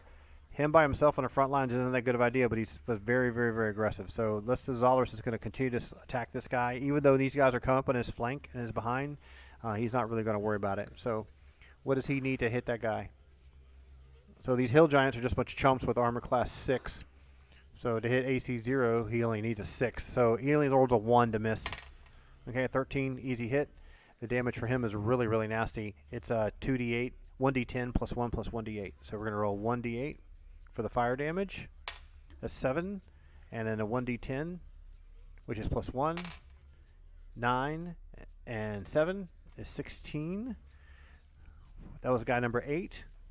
He's right here in our little cheat sheet. Number 8. That puts him down to 4. 4 health. That is bloody, battered, and bruised. Okay? Very, very nasty. And burning. He actually will die the next round. But I'm going to give him an attack back real quick while we're right here together. So to hit AC 0, these guys need a 13. He needs a 14 to hit Zalaris. A 6 is too low. He doesn't do it. He burns to death. Let's give these guys a chance to take a free swing at Zalaris because he was focusing on hitting this guy. These are both ogres. Okay? So ogres are hit dice 8. They hit AC 0, they need a 15. So they need 16s to hit him. Let's roll both of them at the same time. The red one for the guy here, and this one for this guy here. So the red one, a 10, a miss, a 9, a miss. So they take swings at him. He just killed him. He's done with his combat round. Here's the cleric. Cleric's going to attack this guy here. This guy was number 8. He's burned out. Let's get him out of the way of our sheet here. Number 8 is dead. Number 8 is dead. This is number 6, 5, 6, 7. Number 7 only has 29 health left. What does our cleric need to hit this guy? Okay, to hit AC 0, only needs a 10, and he only needs a 4. There's an 8. Easily hits the guy. His damage is 2 to 8 plus 4. That's 2 4-siders. 2 and a 3 plus 4. 2 and 3 is 5 plus 4 is 9. 9 damage to this guy right here. That puts him down to, he's number 6. It puts him down to 6 health. That's pretty nasty. Okay? Now Mercedes can come in. Her attack on these guys, she's going to finish this guy off, right? So what does she need to hit him? AC 6. Here we go. Only a 1 will miss. Okay? Easy hit. 3d8. This guy's going to be dead. 5, 10, 11, plus 5, 16 damage. Let's check our sheet here on him. 16 damage. She hit him in the beginning. That puts him down to... Yeah, he's dead. He dies. Later, dude. This guy here, number 5, he is at 27 health. Number 7 is right here. He's at 29 health. That's what the druid's been, cleric's been attacking. So this number 6 is dead. Incredible way to keep track of health, isn't it? And good way to get blue ink all over you. You don't have battle wounds unless you're a DM. You got blue ink all over you. All right, so good parts. Let's get moving a little faster. Get this fight wrapped up because we're getting close to it being done. Almost time to start ice storming the whole room. We did this combat. Did this combat. She killed him. He gets to swipe at her. Okay. So what does he need to hit her? They only need a 13 to hit AC 0. She's -2. They need a 15. He needs a 15 to hit her. A 13, he completely misses. All right. So, Druid cast Entangle, disengaged, illusion being maintained on the Cloud Giant. I'm not going to give him a save yet. These guys have woken up. They're just going to stay in the middle, totally terrified. These guys are trying to rush forward and fill in the gaps. So there's real no way they can do anything. A bunch of dumb ogres. Hill Giants are trying to get there. Like, get out of the way. You know, I can just hear it already. So this guy and Rinjar, we're going to roll for initiative here to see who goes next, because that was a pretty fair melee. You shoot me, I shoot you, I hit you, you hit me. So let's go for the chief first. 5, 6, 7, 8, 9. And let's do Varinjar. And since it's a 1-on-1, okay, Rinjar gets a +2 to his initiative roll. So 3, 4, 5, 6, 7, 8, 9, 10, 11, 12. So he wins the initiative. I'm going to stay on the chief. That's what he would do. If I was playing the assassin, I'd be, no, I'm going to stay on this chief. You know who's got better armor? I need to keep him tied up. The Hill Giant will probably miss me anyway. So our chief, if you remember, he is AC 2. Okay? He hits people pretty easily, but he's AC 2. So main hand, off hand. To hit AC 2, he needs a 12 -2, so he needs a 10. So the offhand gets a -2 penalty. And that's a miss. Main hand misses. Offhand is a 1. Oh no. Oh no, dude. That's a complete flub. I'm going to make a dex check to see if he slips and falls off the table. Maybe he stepped on a piece of turkey leg or something.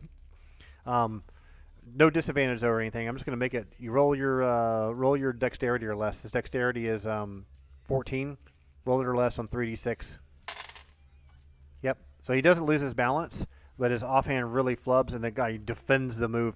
Fantastic. So now let's give 2 attacks. Let's do this. Ballista's ready, but instead of shooting him at point-blank range, he's just going to throw the ballista to the side. So imagine him throwing the ballista to the side, like, whatever, I don't need a dumb ballista to fight you. And he just pulls off 2 hand axes. And the hand axes will just do like regular battle axe damage, like 2 to 8, okay? And then this Hill Giant here gets a swing. So while he's pulling these weapons and throwing this away, because he flubbed this attack, I'm not going to give him an attack of opportunity. So now we're going to Hill Giant take a swing at him. So the Hill Giants need, to hit AC 0, they need a 12. So you can need a 14 to hit Varinjar. There's a 1. So there's a flub. Let's do a dex check, assuming this guy has 10 dex. 10 or less, right? 10 or less. Whoops, that off the table. 6, 7, 8, 9. So he maintains his balance, but he completely misses and bangs the table. So the assassin's off balance. This Hill Giant's off balance. This guy took a step and pulled out 2 weapons. That's kind of a stalemate. Maintain the illusion. Now let's come back to the Cloud Giant. Okay? And let's do it this way. So, what's the fair way to handle this? I think we need to do the wisdom check and the intelligence check again. And I didn't write down the numbers. So I'm going to tell you what I'm going to do. I'm going to cheat and write bigger numbers than I would normally. So let's write it up here. If you can see this, let's see. Where can I write it on the table where you can see it? How about here? You see this? Here's some space here. How about right here? Okay, so let's write it right there. Make sure it's on camera for you. Cloud Giant. CG. Wisdom, CG, Game Designer Workshop. CG Intelligence. Let's give him a 12 Intelligence and a 14 Wisdom. Okay? Can you see that? It's at an angle. Chicken scratching. 14 and 12. That's all you got to remember. So, he needs to roll his Wisdom or less. This has to be 14 or less. An 18. That means his mind is no longer confused or tricked by the illusion. And he's rolled Intelligence or higher. Excuse me, not or less. Or higher. No, is that right? No, it's the other way around. When I do these saves, it's you roll under your ability score. 12 or less to realize that it's completely a trick and then completely disbelieve it. So 12... No, it's the other way around, isn't it? No, I'm getting confused. Okay, let's start back over. If you have 14 Wisdom, the higher your Wisdom, less likely you're going to be fooled by something. So you don't need to roll higher than your Wisdom, you need to roll lower than it. So this means a Wisdom check failed. This is 12 or less. You need to be under that, 14. So he's completely in disbelief of this Drow Priestess illusion. Sorry about that. This is a rule I use, and I sometimes get scatterbrained on it. In fact, they're going to engage in melee. He's going to take a swing at her. So let's give him a swing. If anything over a 10 will whiff through the illusion since there's nothing there. as 6. So he swings his big, heavy two-handed hammer to try to get it out of his face, but it doesn't hit. And it looks as if the Drow Priestess illusion, as if she evaded it and dodged. So Obscura is able to maintain this illusion, but she can't move. Renjar, this guy's can engage. She's got this guy entangled. She can do an action. This monk can get into action too. 1, 2, 3, 4. I think she's going to bust this guy open. Or she could. She's on this side of the pole. It's easier for her to get on the Cloud Giant. And with these guys here cowering in fear, this is all blocked. So I'm going to go ahead and let our monk take 2 open fist attacks on the Cloud Giant and maybe even get lucky and get a stun off. So our Cloud Giant is AC 2. Okay? He's got a decent amount of health, AC 2. And she needs a 14, so she'll need a 12 to hit him. Okay? 5 is a complete miss. 13 to hit. So that's not high enough to do a stun. And it only does 3 to 13 damage, which is 1d10 plus 3. So that's 6 plus 3. So our Cloud Giant, first time he's taken damage, right? 1d10 plus 3 is 9. So the Cloud Giant is down to 54. All right. Crazy business. I knew this was going to be a long fight. Just this one room, and then we're done for the night. All right.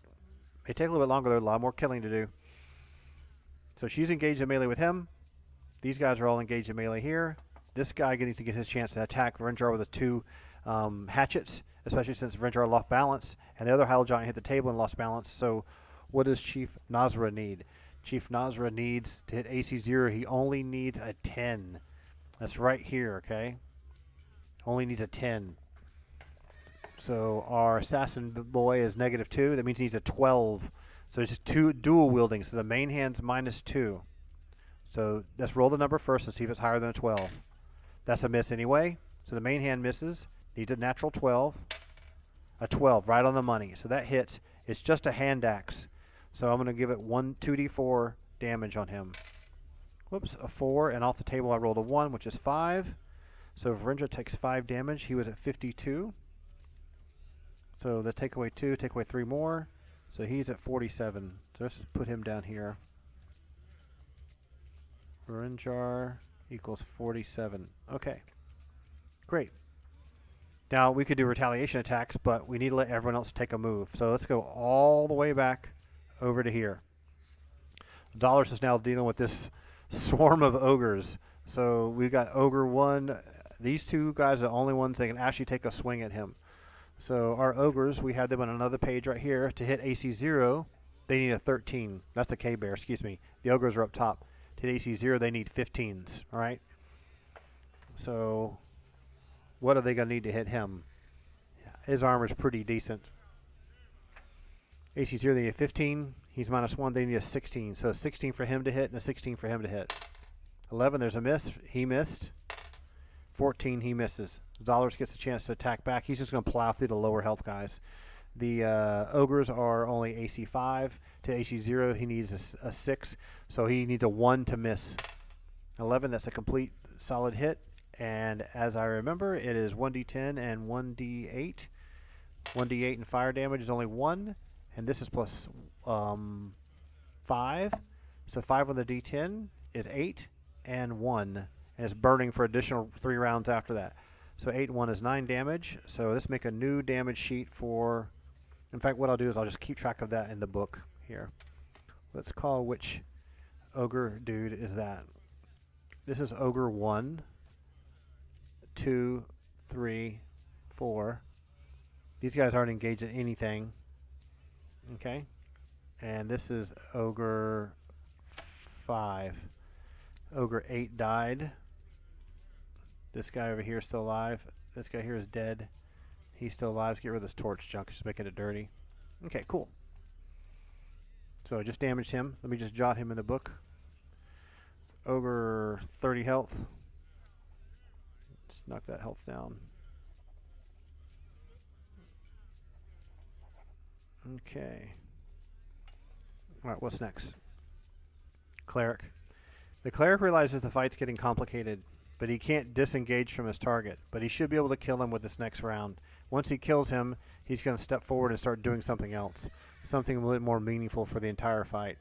Right now, he's just kind of being a slug melee in the back with his flail, but he is occupying one target. What he may do is come over here and help his friend fight this choke point here. It's a great choke point. He may also consider coming over here and helping, but he'll decide that after this attack. So let's get him to get an attack on this ogre. Excuse me, it's a hill giant. The hill giant's armor class 6. To hit AC 0, he needs a 10, 4 or higher. 12, easy hit. 2d8, if I'm not mistaken. Yep, 2d8. 2d4 plus 4. 3 plus 4, 7. That was hill giant 7. And where is he? Here we go. Here's our little cheat sheet here. 27 minus 7 is 20. Okay. This guy's wounded, but not that wounded. So they've engaged in a melee, and let's give that guy a chance to swing back at him. To hit AC 4, to AC 12 to hit AC 0, add 4, 16 or higher, 14 he misses. Now while he's doing this, I think he's decided he's going to swing around and pull the fight this way. Now Mercedes is going to take a one step this way and just try to do a two-handed power smash on this guy and focus fire him. So this would be another one of these situations where only if she rolls a 1 does she miss, which is just a pure 5% chance to flub your attack. A natural 20 double damage is going to wipe this guy out easily. And the damage is 3d6 plus 5. 6, 7, 8, 9 plus 5 is 14 times 2 is 28. And if I'm not mistaken, this guy had 27 health left. He is dead. Finally, took you long enough, girl. All right, who else we got going on? We have the Vrenjar melee here, Elefanisi melee with the Cloud Giant. This guy can't move forward. Everyone's choked up. She did not get coup de grace yet. Our Druid's going to zip over here and slice her throat. Let's just go ahead and roll a 20 for that real quick. A 5. I'm going to give her... let's roll a 1d6 to see how many segments. I'll tell you what, let's do it this way. 2 segments of time out, okay?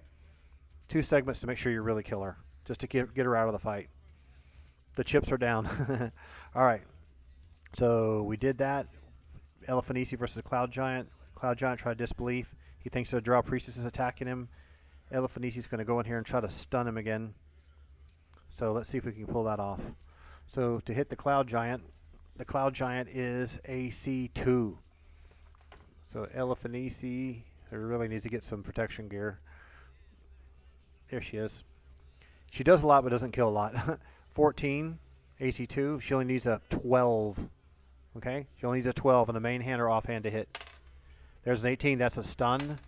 There's a 19, that's a stun. So the stun round segments, 3 segments is 18 seconds. And 1 more second is an additional, that's 4 times 6 is 24 seconds of stun on the Cloud Giant. Let's see if it out and out kills him. So she gets a 3% chance to stun plus the target's armor class, 5% chance to outright, not stun, but outright kill him. So this is a 5% chance. It's like a lottery roll. It's 1 on a 20 or a 5% chance. 5% of chance less and she kills him. Ooh, 13. That's close. So the stunned for 24 seconds. The illusion's going to, Obscura's going to take a step and control the illusion, have it come towards these guys. I'm going to just do a basic, silly morale check where these guys need to roll a 19 to not believe, okay? I'm going to do it as this group right here. You see this group right here? If they see this Drow Priestess coming forward them, they've seen this before, they're going to panic and fear and probably morale break. I'm going to make them, actually let's be fair, 15 or higher. They're dumb ogres, but 15 or higher. 13, so they failed. So this is a morale break. So these guys are going to all try to get the hell out of Dodge. So they're all trying to run for it, and the illusion is chasing them, and Obscura is maintaining the illusion and coming forward. Elefanisi is going to spend the next round killing this guy. So let's do the same thing that we did with her that she did with the Druid. Pop. So she's out of the fight for a while.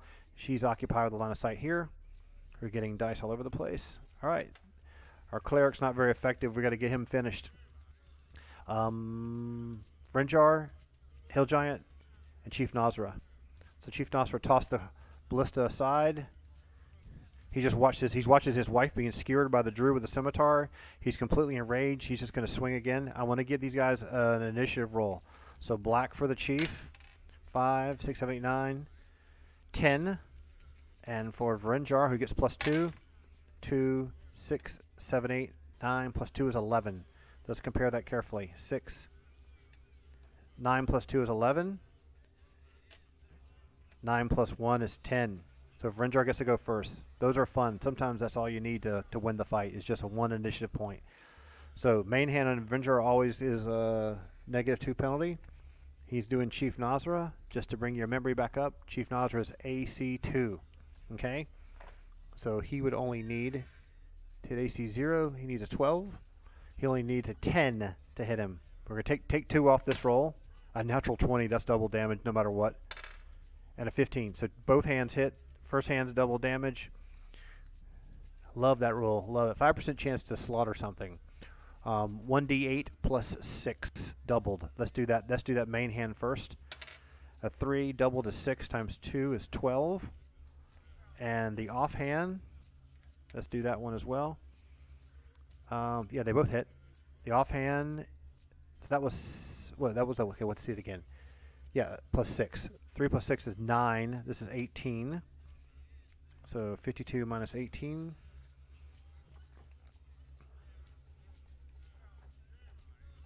That is 34. 34, and then the offhand damage. And 8 plus 6, 14. That puts him down to 20 health. The Chief is at 20. He is going down. I can feel it already. All right. Going to get an attack back, though, isn't he? He's going to get an attack at him as well. Let's have the Chief take attack at him with those 2 weapons. Didn't I just do that? I can't remember. Let's do it again anyway. All right. The Chief's going to take 2 swings at Varenjar. And the Chief is to hit AC 0, needs a 10. So he needs a 12. A natural 12 to hit Varenjar. Offhand -2. 12 minus 2 is a 10. That's actually a hit. Offhand's a 9. That's a miss. So the main hand is 2d8. Remember, I was using the crappy little hand axes that were his belt. A 1 and a 1. That's a luck. That's a just glancing little hit. So Varenjar takes an additional 2 damage. So he's down to 45 health. Our fire is still going. Warm the hands. Okay, so Hill Giant. Chumpy Hill Giant. What does a Hill Giant need to hit AC 0? 12. And Varenjar's -2 needs a natural 14. Ready for this? Natural 14. 2. That's a flub. Not a dramatic flub that has a cool creative description, but a complete miss. Varenjar is actually going to take... What can he do? He just did the 2 attacks. Damaged the guy pretty good. Almost dead. Just going to hold his ground and contain the melee. This guy really can't get in. He can't get in and get involved. He's seeing this happening over here. I'm going to just do a morale check for this guy. Okay? If he needs to roll, I'm going to give him... He needs to roll 10 or higher to fight to the death with the Chief. Okay? If I roll 10 or less, he's going to run. Okay, he's going to continue fighting, sticking at the Chief's side forever. Dummy. All right. So we got all that taken care of. We got the... so let's do it this way. The Druid is free. She is dead. Sucks to be you. The Cloud Giant is dead. Elefanici is free. This bear is still entangled. I'm going to give the bear a saving throw versus spell. I don't feel like looking it up. Let's just give him a 12 or higher. A 15. So the bear is loose. Boys are back in town. And the first thing it's going to do is rush Mercedes and take a bite out of her. Now, Mercedes is not actively defending against this attack. So I'm going to give it a bonus of 2 to its roll. Let's just get Mercedes up real quick so you see her sheet. So Mercedes -2.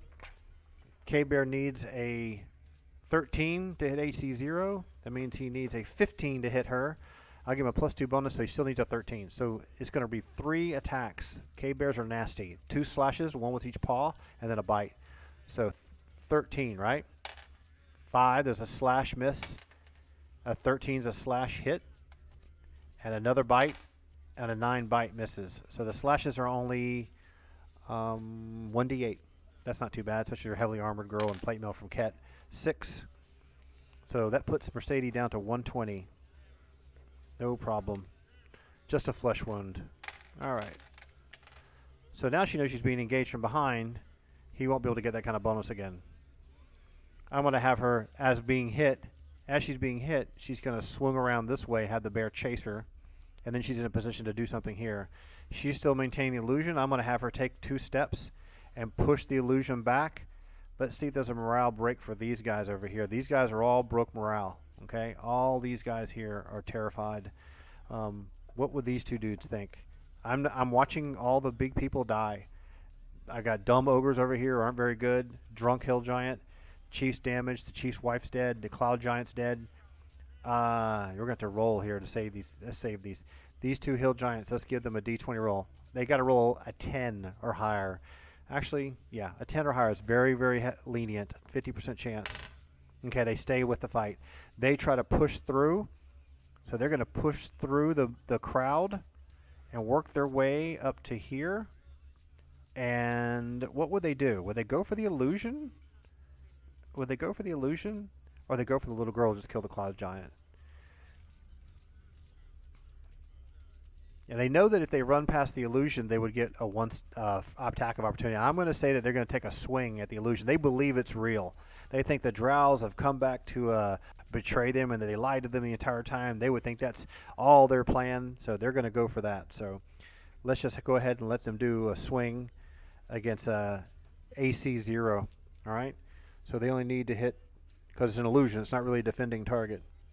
So they just need a 12. So the first guy, this guy on the right, takes a swing. 18 and 18. So they both take a swing and it whiffs through the illusion. That doesn't make any sound, just goes whoosh right through it. So these guys are dumb. So let's give them a wisdom check. I'm just going to say they need to roll. They only have 8 wisdom. So how can we handle this?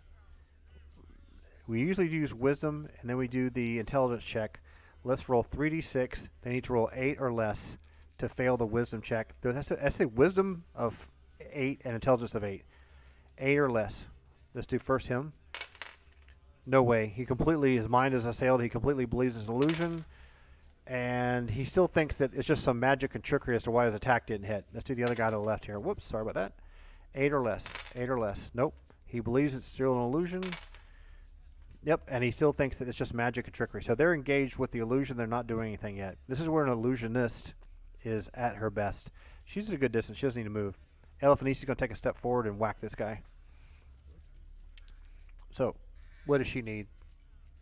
AC 6. She needs an 8. Right? AC 0, she needs a 14. Add 6 to that. Take away 6. And 8. Main hand 12. Ooh. What did I say she needed? An 8? No, that's only 4 higher. And a 1. Oh, man. I hate when that happens. Okay, it requires a creative flub. So what would be a good flub? Your main hand goes, bam, punches the guy right in the stomach. And what does your right hand do? It's like, just complete miss. Let's say it's a complete miss. And so right hand, left hand. So the left hook completely misses. And she ends up stepping on top of the cloud giant corpse. I'm going to give her a dexterity save with no disadvantage to see whether she slips. Okay? Her dexterity is 17. So I got to roll 17 or less on 3d6. Easy. Okay, so she doesn't slip or doesn't lose her balance, but the left hook that she tries makes her take a step to the side. Now, what was her damage, though? She did nail the guy once. 1d6 plus 4. So, right, that's the staff. Her open hand damage is 3d10. So that's basically 3 to 13. So it's 1d10 plus 3. That's 9. So this is someone who's never been hurt in the whole fight. We're going to call this hill giant number, let's do it this way. Number 1, number 2, number 3, number 4. That way it matches up with these guys here. All right? Okay. So it was 6 plus 1 was 7, right? Yep. This is number 3. She just hit number 3, 7. That's down to 33 health. All right, it's time for this. What happens next? Should we come back over here? We did the melee here. We did the execution. She got attacked. She's still in the illusion. These guys did morale break. Cleric him. and this attack over here. Let's have Zolorus nail this guy. So the ogres are chumps. He should plow through them quite easily. Ogres are AC 5. Remember, only a 1 will miss for Zolorus. And this guy takes an additional 8 damage this round. Oh, there's a 1, there's a flub. Oh, that's terrible. So no matter what happens, the ogre takes 1d8 burning damage anyway. And their damage we're writing in the book. So this is the guy who burned earlier. He's down to 12. So, polearm, I'm going to say the flub means he splits the difference and he gets himself in a bad position that all 4 of them can attack him now. I need a big thrusting move with his polearm. Now he's in a bad spot. And let's turn him this way so you can see him. He's not facing that way. So he's almost like he's off balance. Okay? Let's give him a dexterity save to make sure he doesn't lose his balance. So the way I like to do this is just roll his dexterity or less. Just like when you first roll your hit points and stuff. And his dexterity is not amazing, right? It's 15. So 15 or less. 6, 7, that's fine. He didn't lose his balance, but he's down in a position where 4 characters can attack him as one. This cleric's really got to get on the ball. He's wasting time meleeing this ogre for the past 40 seconds. What are you going to do, Antola? What are you going to do? What are you going to do? What are you going to do? What are you going to do?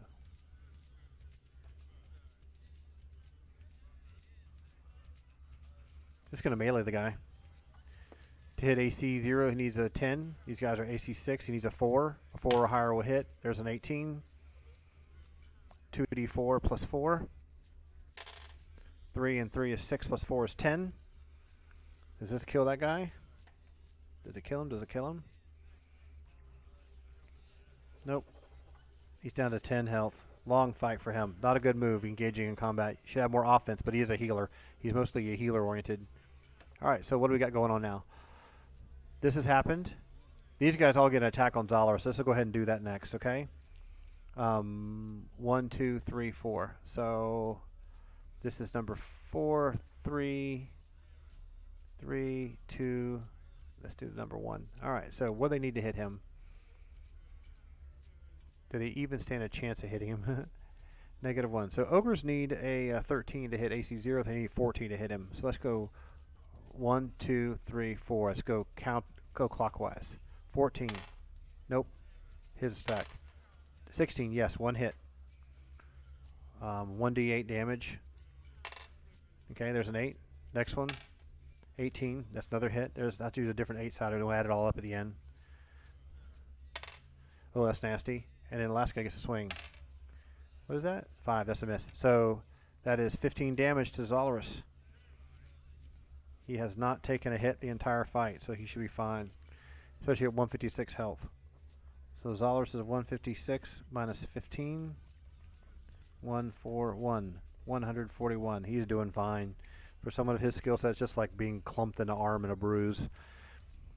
Alright. So, that's taken care of. Let's get some movement here, okay? This is the morale break.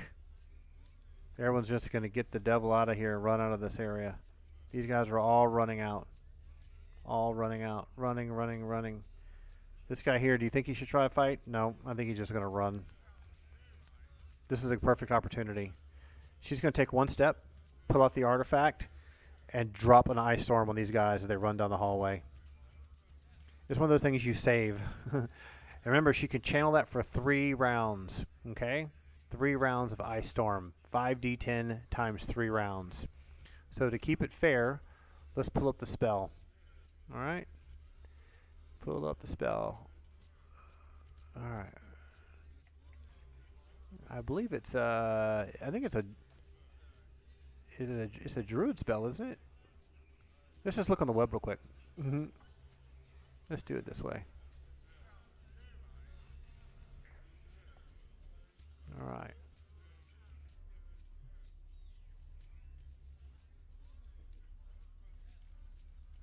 Hello. Alright. There you go. Sorry about that. Ice Storm.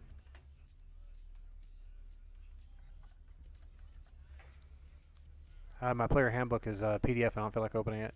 Alright. Ice Storm. That's 5th edition. 1st edition. 1E.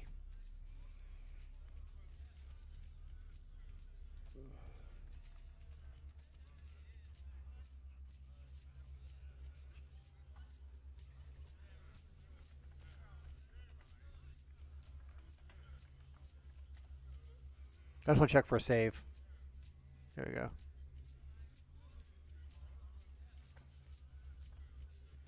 Because I don't want it to be unfair because it's an artifact. There it is. Ice Storm. 4th level magic user spell. Saving throw none. Okay, 5D. Sorry, I just want to be sure. Sorry, I took a delay.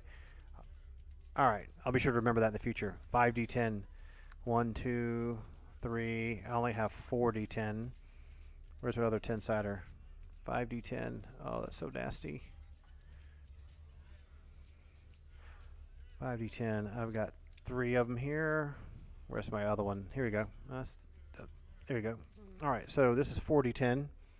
And let's just add an 8 in there. That'll be close enough to be able to roll it all at once. Okay? Alright. 5 and 5 is 10. And 5 and 4 is 19. And 6 is 25 damage for the first round. And she's just gonna target this entire area here. And this is 5, 10, 15. So 30-foot radius. These guys are running through the ice storm. Ow. So let's see if it kills any of them. Right off the bat. Right off the bat. And I was being nice. There's 2 more points of damage that could have happened there. So that kills 3 of them. 1, 2, 3. This guy's at 2 health. This guy's at 4 health and 5 health. They'll be dead the next round. There'll be nothing they can do about it. I'm going to just flip them over dead in the end of the next round. She has to stand still and hold the channel of the staff in the air to have the ice storm come down. These guys are standing right in front of her. They took a swing at the Drow Priestess. Eliphanisi could take a swing at him. We did this combat. We should go back to go back to Mercedes. So in this situation, I think Mercedes' ego would get out of hand here. She wouldn't turn around and fight a bear. She would run a rush forward and jump on the table and try to kill this guy, but this guy's in the way. So what she's going to do, she's going to run forward over here, giving the bear an attack of opportunity who'll stay on her butt. So the bear's going to get 3 attacks of opportunity on her, considered flat-footed, okay?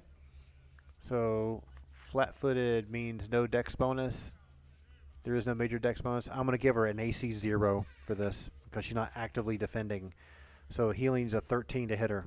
So here's the K-Bear's 3 attacks. Slash, slash, and bite. That's a hit. And 2 flubs. So I didn't say which die was which one. So let's just assume he went claw, claw, and lost his balance and fell forward, but got his mandibles on her and bit her at the last second. So the bite damage is a 1d12, which is a die that hardly ever gets used anymore. 2 damage. So it doesn't even like grab a hold of her or anything. So she only takes 2 damage as she's moving away from him. He hasn't really taken any damage. And so Mercedes is down to 120. Now she's down to 118. She's not really doing that bad. So she has enough movement here to go ahead and crush this hill giant. And let's see what she needs to hit this fella here. Hill giant AC 6. She only needs a 1. Yep, only a 1 will fail. She's just rolling not to fail. 3d6 damage plus 6 or plus 5. Plus 5. 3, 6 plus 5. 2, 3, 4 plus 5 is 9. 9 damage this guy. We called him number 1 and number 2. Here's our little hill giant list here. Number 1 and number 2. So she only did what? 5 damage plus 5, right? Yeah, that's what it is. 3, 4, 4, 5, 9 damage. So here's number 1. That puts him down to 35 health. Okay. So she's now engaged in melee with him. And we can roll for initiative with this 3 over here. And I'm actually going to have the druid. What could the druid do? What could she do? She did entangle. He broke out of it. What could she do? Cast Cure Serious Wounds on Vrinjar. She could do that. He's at 45 health. Let's do that. So you come here and cast Cure Serious Wounds. Just put her hands on the back of him while he's fighting and heal him for a 3d8. Okay? 3d8 of healing on Vrinjar. 6, 7, 8, 9, and the 4 is 13. That 13 boosts him back up to 58. And remember, his complete health normally is 60. No, 80. Yeah, so he got hit a lot earlier. So he's okay. 58. All right. So that's a heal. That's her move used. The bears is going to keep coming after her. Elefantisi and these guys could happen. This could happen. Let's deal with Vrinjar and these guys over here. Excuse me. I'm going to go ahead and let Vrinjar continue attacking the chief and trying to finish him off. So main hand, offhand. Main hand -2. The chief's armor class. Just be sure we haven't lost track of things here. Is AC2. Okay? So he needs a 12. That means he only needs a 10. Take 2 from the first roll. That's still good enough to hit. 2 hits. 2 solid hits. 2 fantastic solid hits. 1d8 plus 6. Let's get those d8s out again. Oh, here they are. They're over here. Let's just use these 2 blue ones. Purple and blue. Plus 6 to each of these. But only, yeah, both of them hit, right? Plus 6 to each of these. So that's 2 plus 6 is 8. And 8 plus 6 is 14. 14 and 8 is 24, if I'm not mistaken. Right? Nope. Let's add that up real quick. Okay, 8 and 6 is 14. 6 and 2 is 8. 8 and 4 is 18, 19, 20. 2. All right, there we go. You think I'd be able to do that in my head, right? 22. We're going to remove this guy's health from here. I mean, this wisdom numbers, we don't need them anymore. 22 health is going to probably kill that chief. Yep, chief was at 20 health. Chief is dead. I deserve an experience bonus next weekend. So chief just got splattered. This guy's going to take a jump onto the table and try to exact his revenge on Vrinjar and take a swing at him. So this is another hill giant that hasn't really been damaged at all. To hit AC 0, he needs a 12. He needs a 14 to hit Vrinjar. A 12, he completely misses. The other guy takes a swing at him. He needs a 14. An 8, he completely misses. Mercedes can take a swing at him from behind. And only a 1 will miss. 3 hits easily. 3d6 for her plus her bonus. Not Zolaris. There we go. 3d6 plus 5. 6, 10 plus 5, 15. Which hill giant was that? Number 2? No, he's number 1. So 4, 5, 6, 7, 8, 9, 10. Plus 5 is 15. Minus the 35 minus the 15 puts him at 20. All right, let's make sure we aren't getting these numbers mixed up. This is number 1 and this is number 2. So we're just going to remark everyone. Number 1, number 2. He's dead. You don't need a marker for him anymore. Obviously the K-Bear, no one gets confused about that.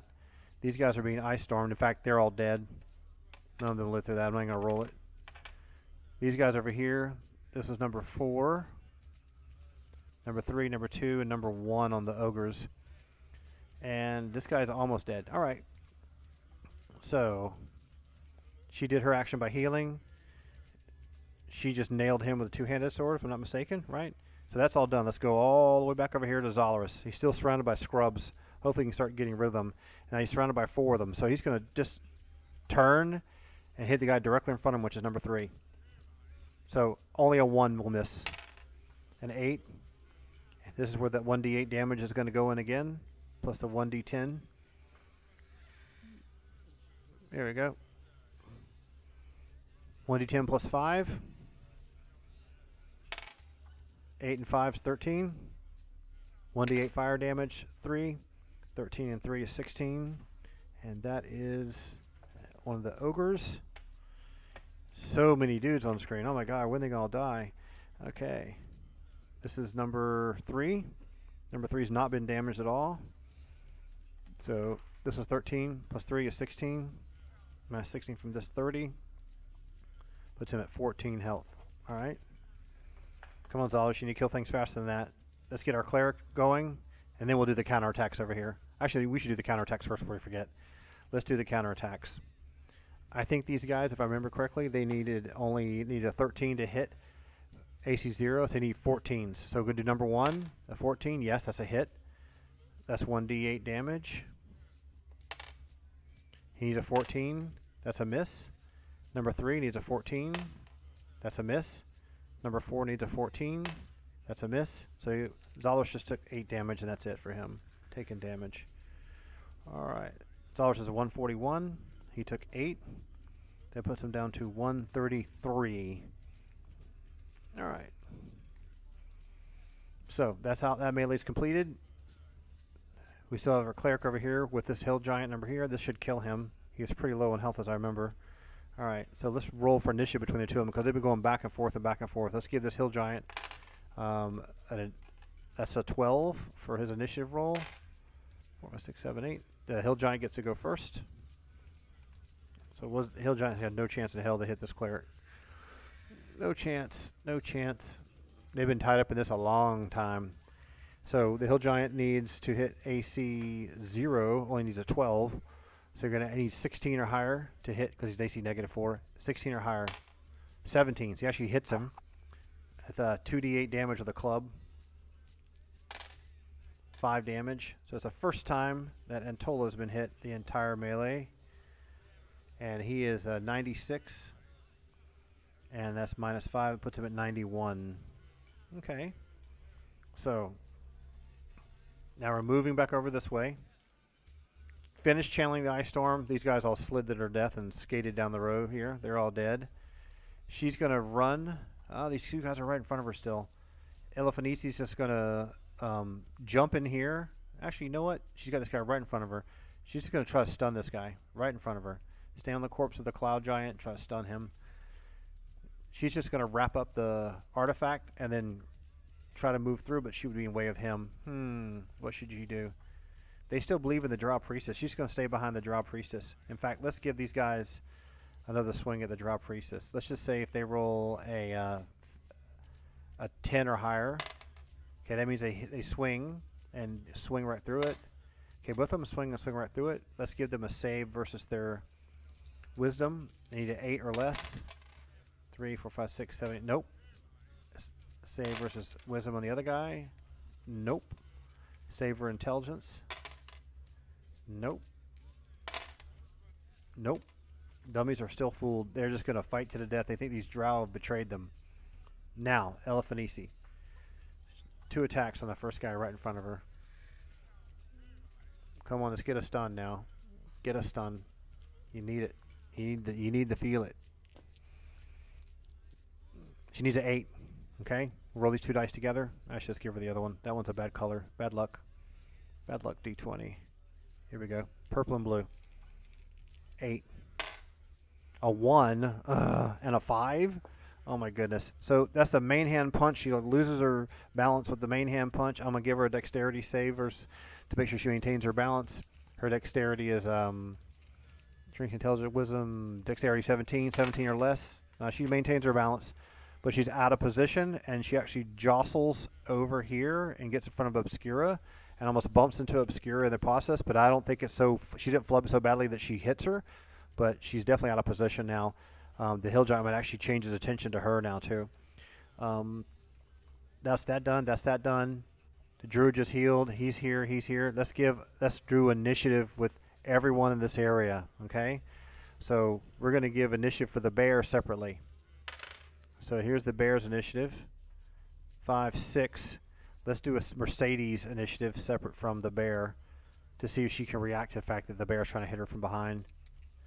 So 5, 6, 3, 4, 5, 6, 7. So she realizes the bear's trying to hit her. So she's going to move 1 step here to make sure he doesn't hit her. He's got to follow her, but she's going to continue to swing at this guy. So to hit AC 0, Mercedes only needs, remember, she just needs a 1. And she doesn't need the 1. The 1 is just to make sure she doesn't completely miss or flub. A 2, very lucky.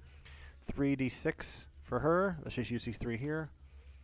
And it's 3d6 plus 6. 6 and 5, 11 plus 1 is 12 plus 6 is 18. And which hit giant was that? That was number 1. Number 1 had 20 health left. This is brutalizing wound from behind. He has 2 health left. I'm actually going to give him a quick saving throw. He needs to roll a 14 or higher to maintain his consciousness. He rolls a 9. This guy's going to slump over and lose his balance because of such a devastating wound. And I'm just going to have it that she just jabs him again with her sword and he drops him. He's just way too low in health to be able to go woozy and black out almost. Okay, so now 1 dumb hill giant and Vrenjar. He's actually going to just go ahead and just dual wield swing at him. Whoops, sorry about that. Alright, so to hit AC, let's pull his sheet up for you. AC 0, he only needs a 12. Take away the 6. Take 2 from this my main hand roll. 12, that's still a hit. That 5's a miss. So main hand hits. Main hand damage is 1 to 8 plus 6. 1d8 plus 6. 4 plus 6. 10. Hill Giant number 2. Hasn't been damaged yet. He's at 30 health. Okay. She just finished a coup de grace on him in a way, basically. Just punched him and finished him off. He's going to try to bite her, right? So this is the cave bear again. And the cave bear only needs a 13 to hit AC 0. So she's -2, so it needs a 15 to hit her. Isn't that right? Yep. Needs a 15. All these rolls need to be 15s. We'll call the red one the bite. The other two colored blue, purpley ones, they're going to be claws. Okay? 13, 12, and 14. And what did I say she needed? 13 minus 2. She needed 15s. Any of these 15s? No. All 3 attacks miss. So the bear just goes snap, snap, snap, and she just like uses her ability to like take a step and come in here to help finish number 2. I'm going to give her a swing at him. One big heavy swing. Only a 1 misses. 8, 3d6 plus 5. Yep, 3d6 plus 5. 6, 7, 8, 12, 14. This is the guy that hasn't been hit yet. 14 from 30 puts him down to 16 health. That's number 1. This is number 2. That guy's dead. He's dead. 16. We've got 2 other hill giants at 33 and 40 health. This guy hasn't been hit yet. He hasn't even been this guy has not been damaged at all. Number 3 has been damaged by Elephant Easy. Alright, so let's reassess the battle.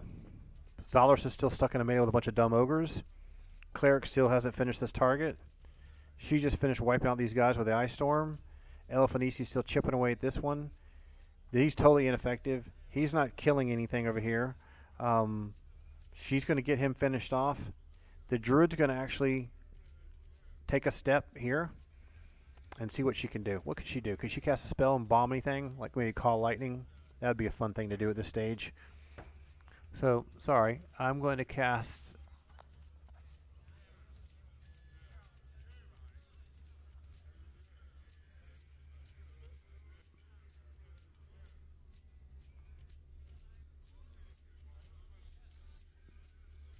I'm going to do Animal Summoning with the wild horses again. Okay. So she's going to start that spell, which I'm going to put her out of commission for 1 round while she starts the spell. At the end of the round, it'll finish. So let's just zip all the way back over here and do some initiative. So 4 bad guys on Zolorus. Initiative roll, which is 3, 4, 5, and 5 is 10. Initiative roll for Zolorus. 5, 6, 7, 8, 9, 10, 11. That's close. He gets to go first. He's going to finish on the first target, which was Ogre number 3. A 7, he still hits. And his damage is, he has the 1d8 fire damage from the previous round, plus a 1d8 fire damage being reapplied from the dot. So the previous round damage is a 6. The new fire damage is 1. And then the main hand actual weapon is this plus 6. 1d10 plus 1.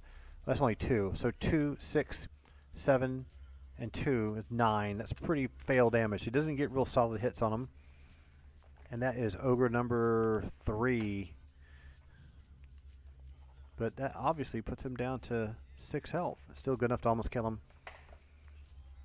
And let's do the Cleric over here. Actually, let's let them do the retaliation attacks on him. So, they need... Ogres, ogres, ogres. Here we go. AC 15. They need 16s to hit him. It's 1d8 damage with a hit. Nope. Number 2. Nope. Number 3. Yes. There's a 1d8 for that guy. This other guy over here has to do his roll. 15. Yep, that's a hit too. Another 1d8. 8 and 8. 16. 2 good, really solid hits on Zolorus. Good solid hits, but he's got lots of health. 133 minus 16. 2, 1, 1, 3. 13, 7, 117. Let's just write that over here. Actually, we're not going to need to. Okay, here comes the animal stampede. Remember that? And then we'll move it to the cleric. So here's how I use this one. She summons these 5 step horses that are wild horses. She picks where they begin stampeding from, and they don't come running in from the room or come around. They just appear magically out of a cloud of dust, and they just go stampeding one right over each one of these. Okay, so we got 5 of these all together. In fact, she's going to start the stampede on top of him.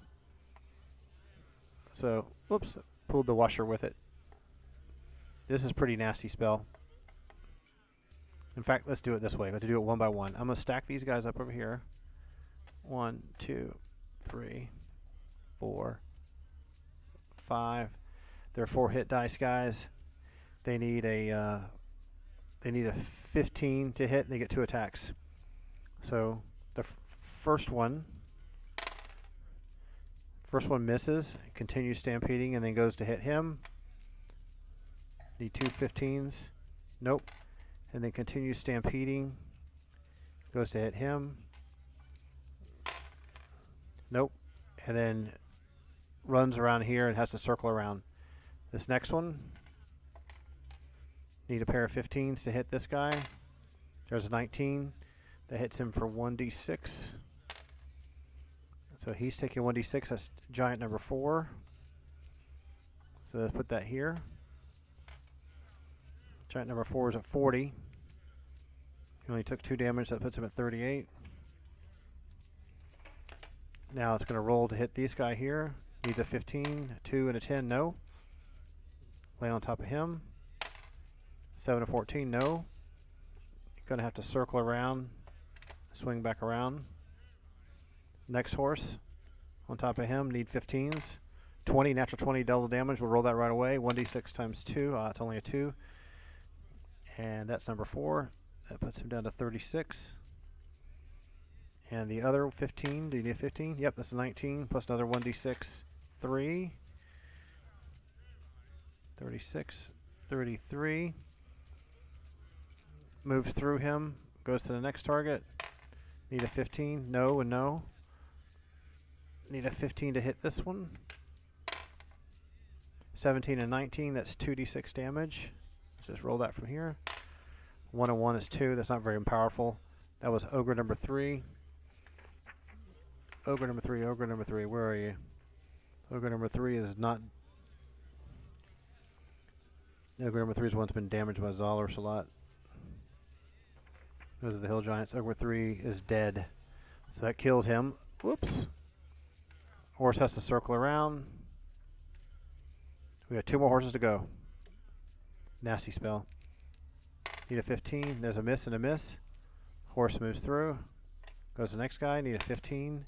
Nope. 2 misses. Nothing to hit. Gonna try to circle around on top of this guy. 17 to hit. 1d6 damage, only 1. That's ogre number 2. Ogre number 2 has been damaged. He's down to 10 health. This guy here is dead. Number 3 is dead. We don't need a 3 on here anymore. And he's going to circle around this way, but he can't circle off tight enough to hit him. So we're going to do this guy here. Whoops, sorry. Need 2 15s. There's an 8. There's a 19. 4 on hill giant number 4. Hill giant number 4 has taken no damage at all. He is down to 36 health. Second attack. 3 misses. Nope. Stampede on top of him. Need a pair of 15s. 11 and a 2. Miss. Swing around Zolors. 2 15s. Nope. Circles around. That's it. That's it for that. Nasty spell. It doesn't do a lot of damage, but it just barrels right through everything. Nasty. Okay. So, what's going on? What's going on? What's going on? Do we have to finish this up? Did these guys finish yet? Did I finish these attacks? She got a chance to do this. They all attacked. They missed. With that table there. Let's do Antola and this left guy over here. I'm not even going to roll for initiative. Let's just let the bad guy go first. Okay? He's not going to hit the cleric at all. But give him a chance anyway. So, these are ogres, remember? They're like hit dice 8.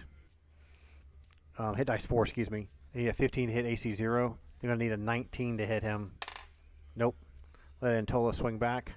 He needs a 10 to hit AC 0. These guys are like AC 6. He just needs a 4 or higher. 20 natural, 20 double damage. 2d8, which is 2d4 plus 4. Add 4 to this.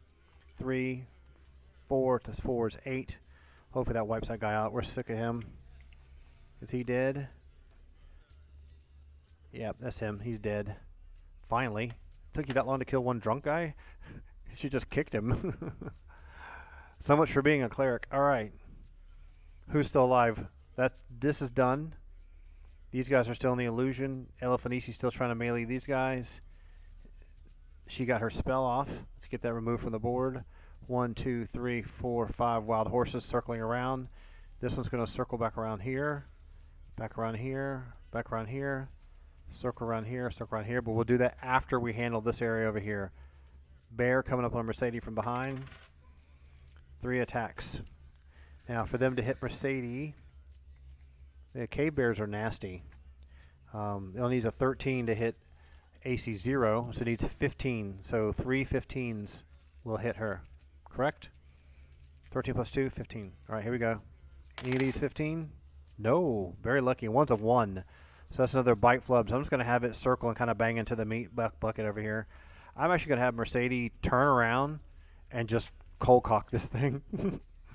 All right. So the K-Bear is AC 6. He cannot miss.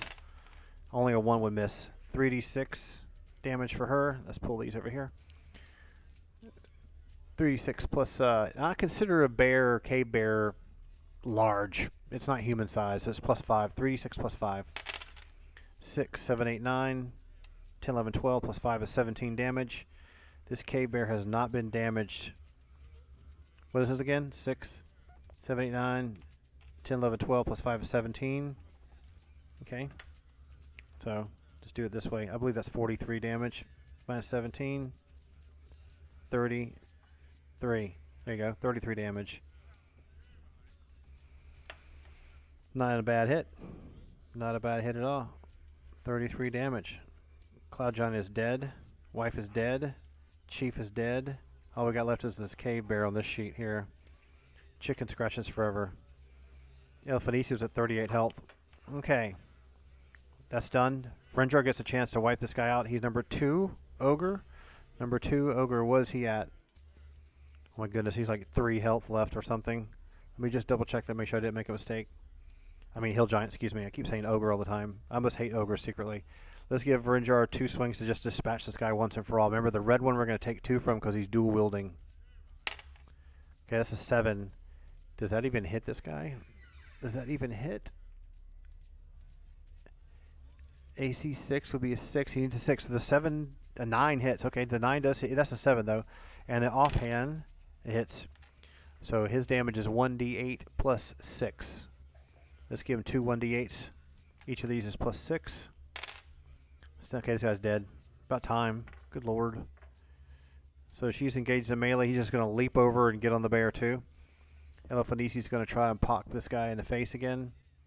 The druid's still channeling and controlling the horses. She has to like sit there and channel it. If she gets hit or touched by anything with her weapon, she gets interrupted. What could a cleric do? With the horses swinging around, he's probably just going to take a step over this way. Let these horses come flying around. They're going to try to circle. These horses are just going to try to circle through this way. Okay. So let's do the horse stuff now.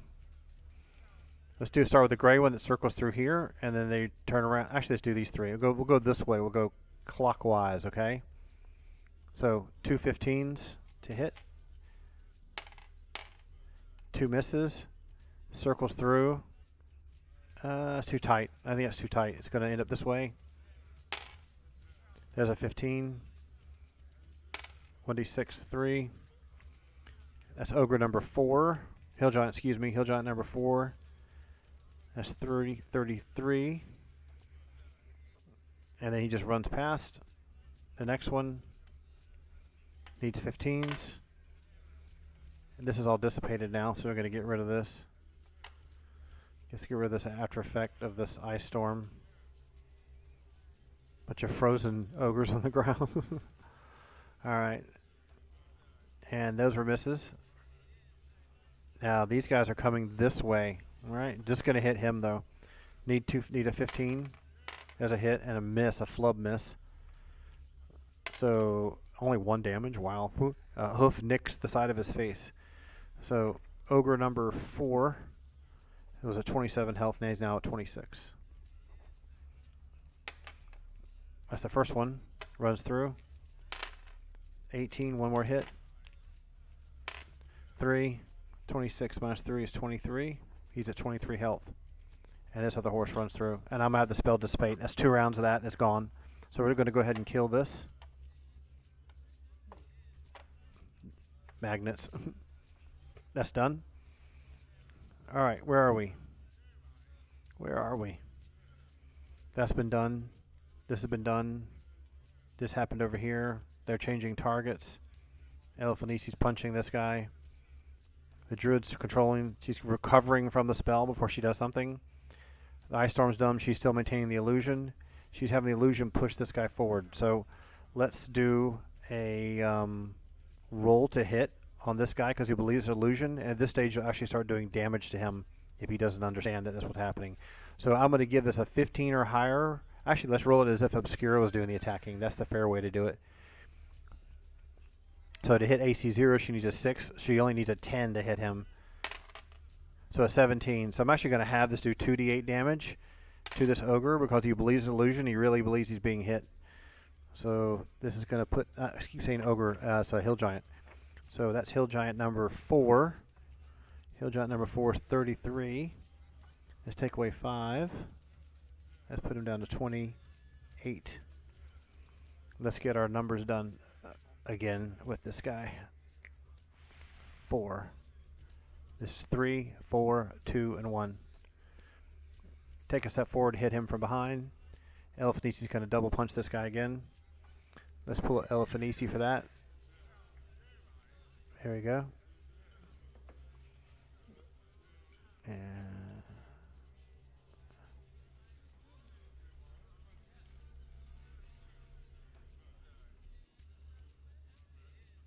all right.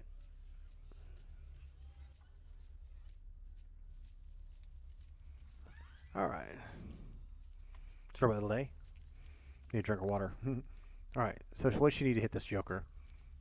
The AC 0, she needs a 4, she needs an 8. So looking for 2 8s. There's an 8 and a 14. That 14 is way enough over to stun him. I'm just going to call this guy dead. He'll be stunned. She can coup de grace him, take her out of business for 1 round. These two are engaging on the bear. Let's just move this little candle out of the way so you can see better. Okay, so now they're on the other side of the fire pit here fighting. What can the druid do? Nothing. He's engaging him from behind. Let's do the melee here, and then we'll jump back over to here.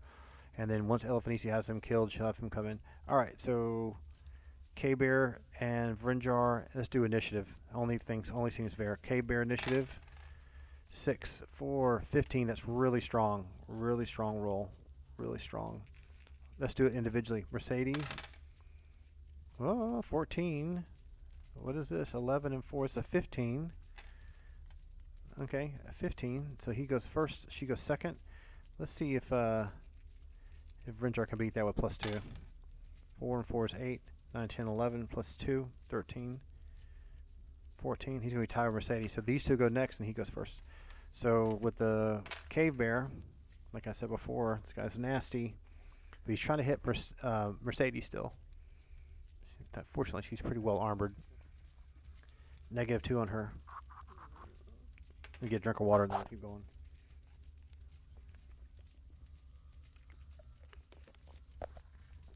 Alright. So, what does a K-Bear need to hit AC 0? 13. To hit her, he needs 14. 15, excuse me. We're going to throw 3d20s. The red one will be the bite. Okay? They all miss. This K-Bear is not doing so good. Alright. The druid doesn't really like seeing this, but once she saw how the K-Bear has turned against everyone and gone crazy, she realizes that like there's nothing I can do about that. Let me take a step forward and see if I can get engaged with this over here. So she's actually I'm going to give her a chance to move all the way to here and take a swing on this. Stop calling them ogres with their hill giants. So what does she need to hit AC 0? She needs a 12. 13, easy hit. Her damage on large targets 1 to 8 plus 2. 7 plus 2 is 9. Hill giant number 8. He hasn't really been damaged at all. 22.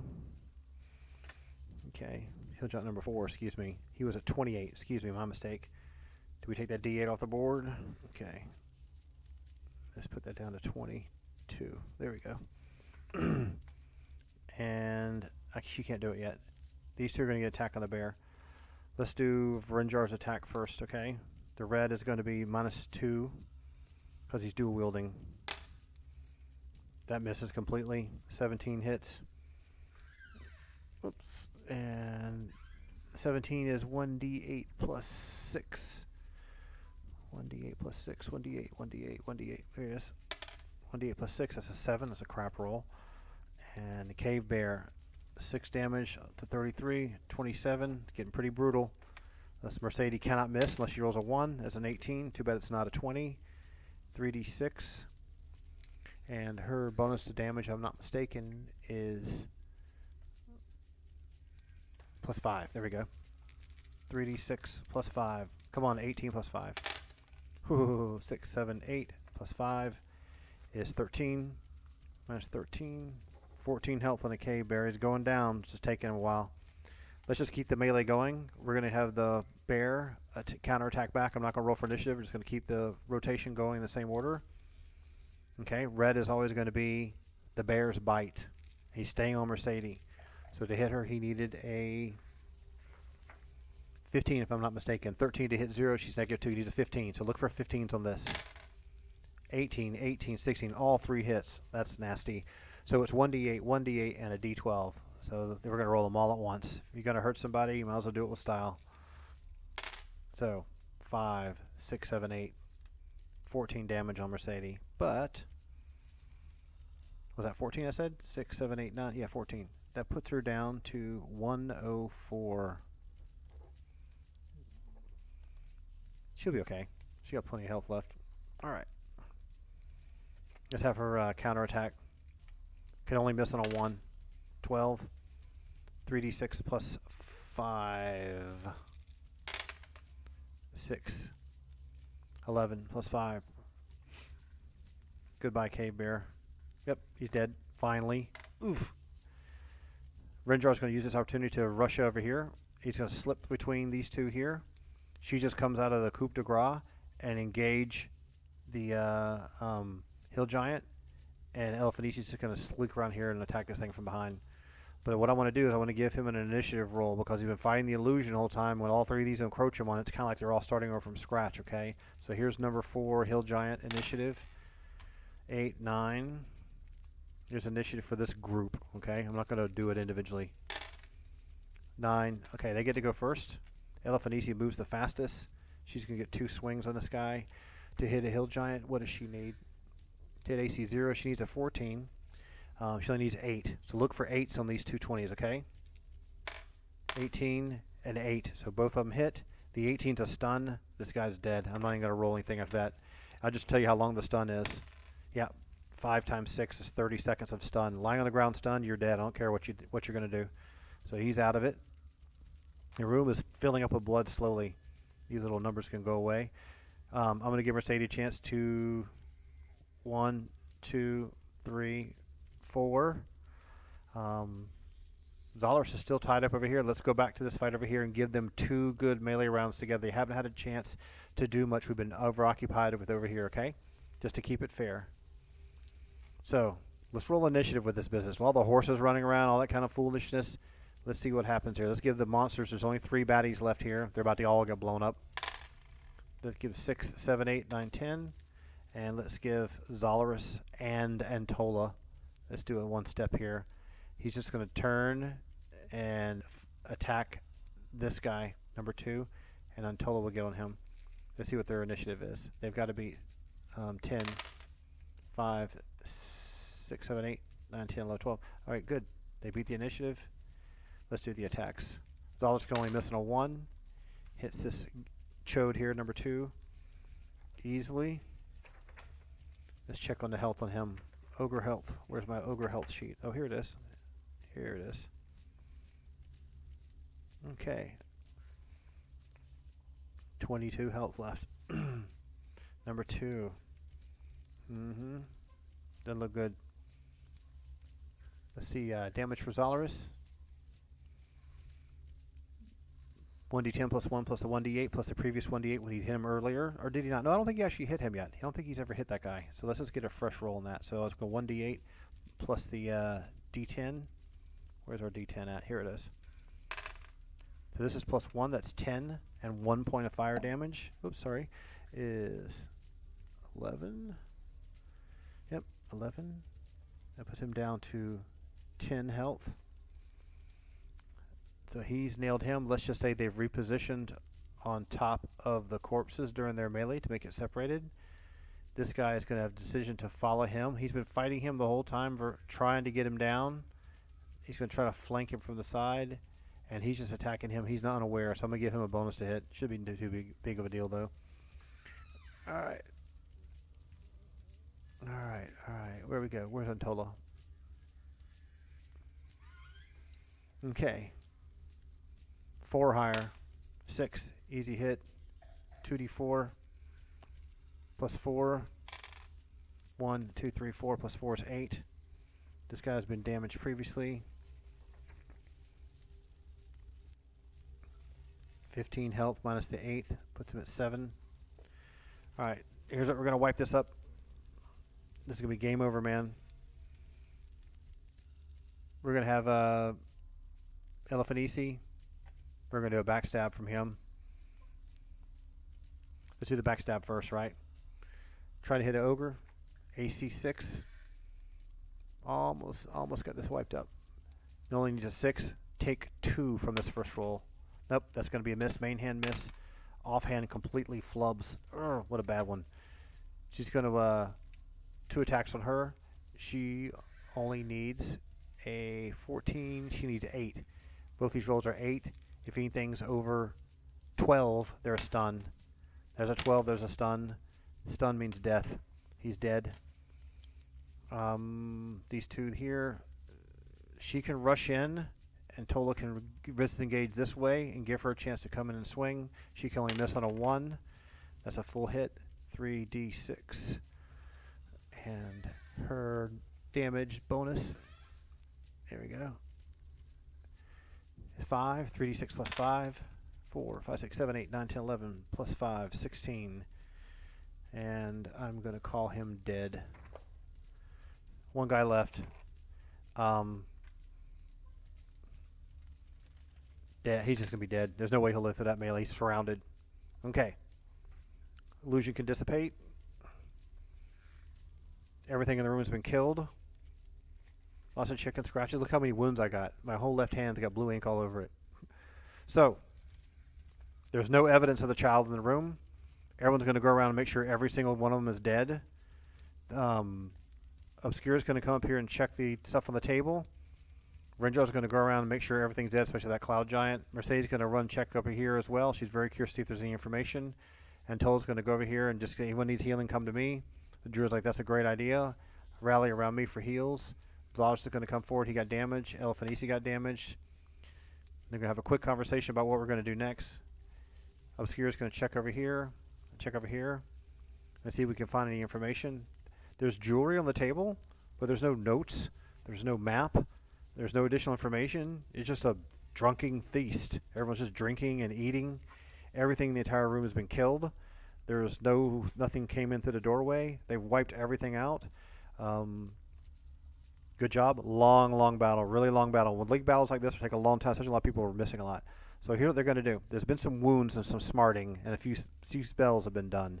So we've got Zalaris down to 117. Okay. So he's going to need to get healed up. So here's how we're going to do this. Zalaris is down to 117 at 156. So he's like 40 points down.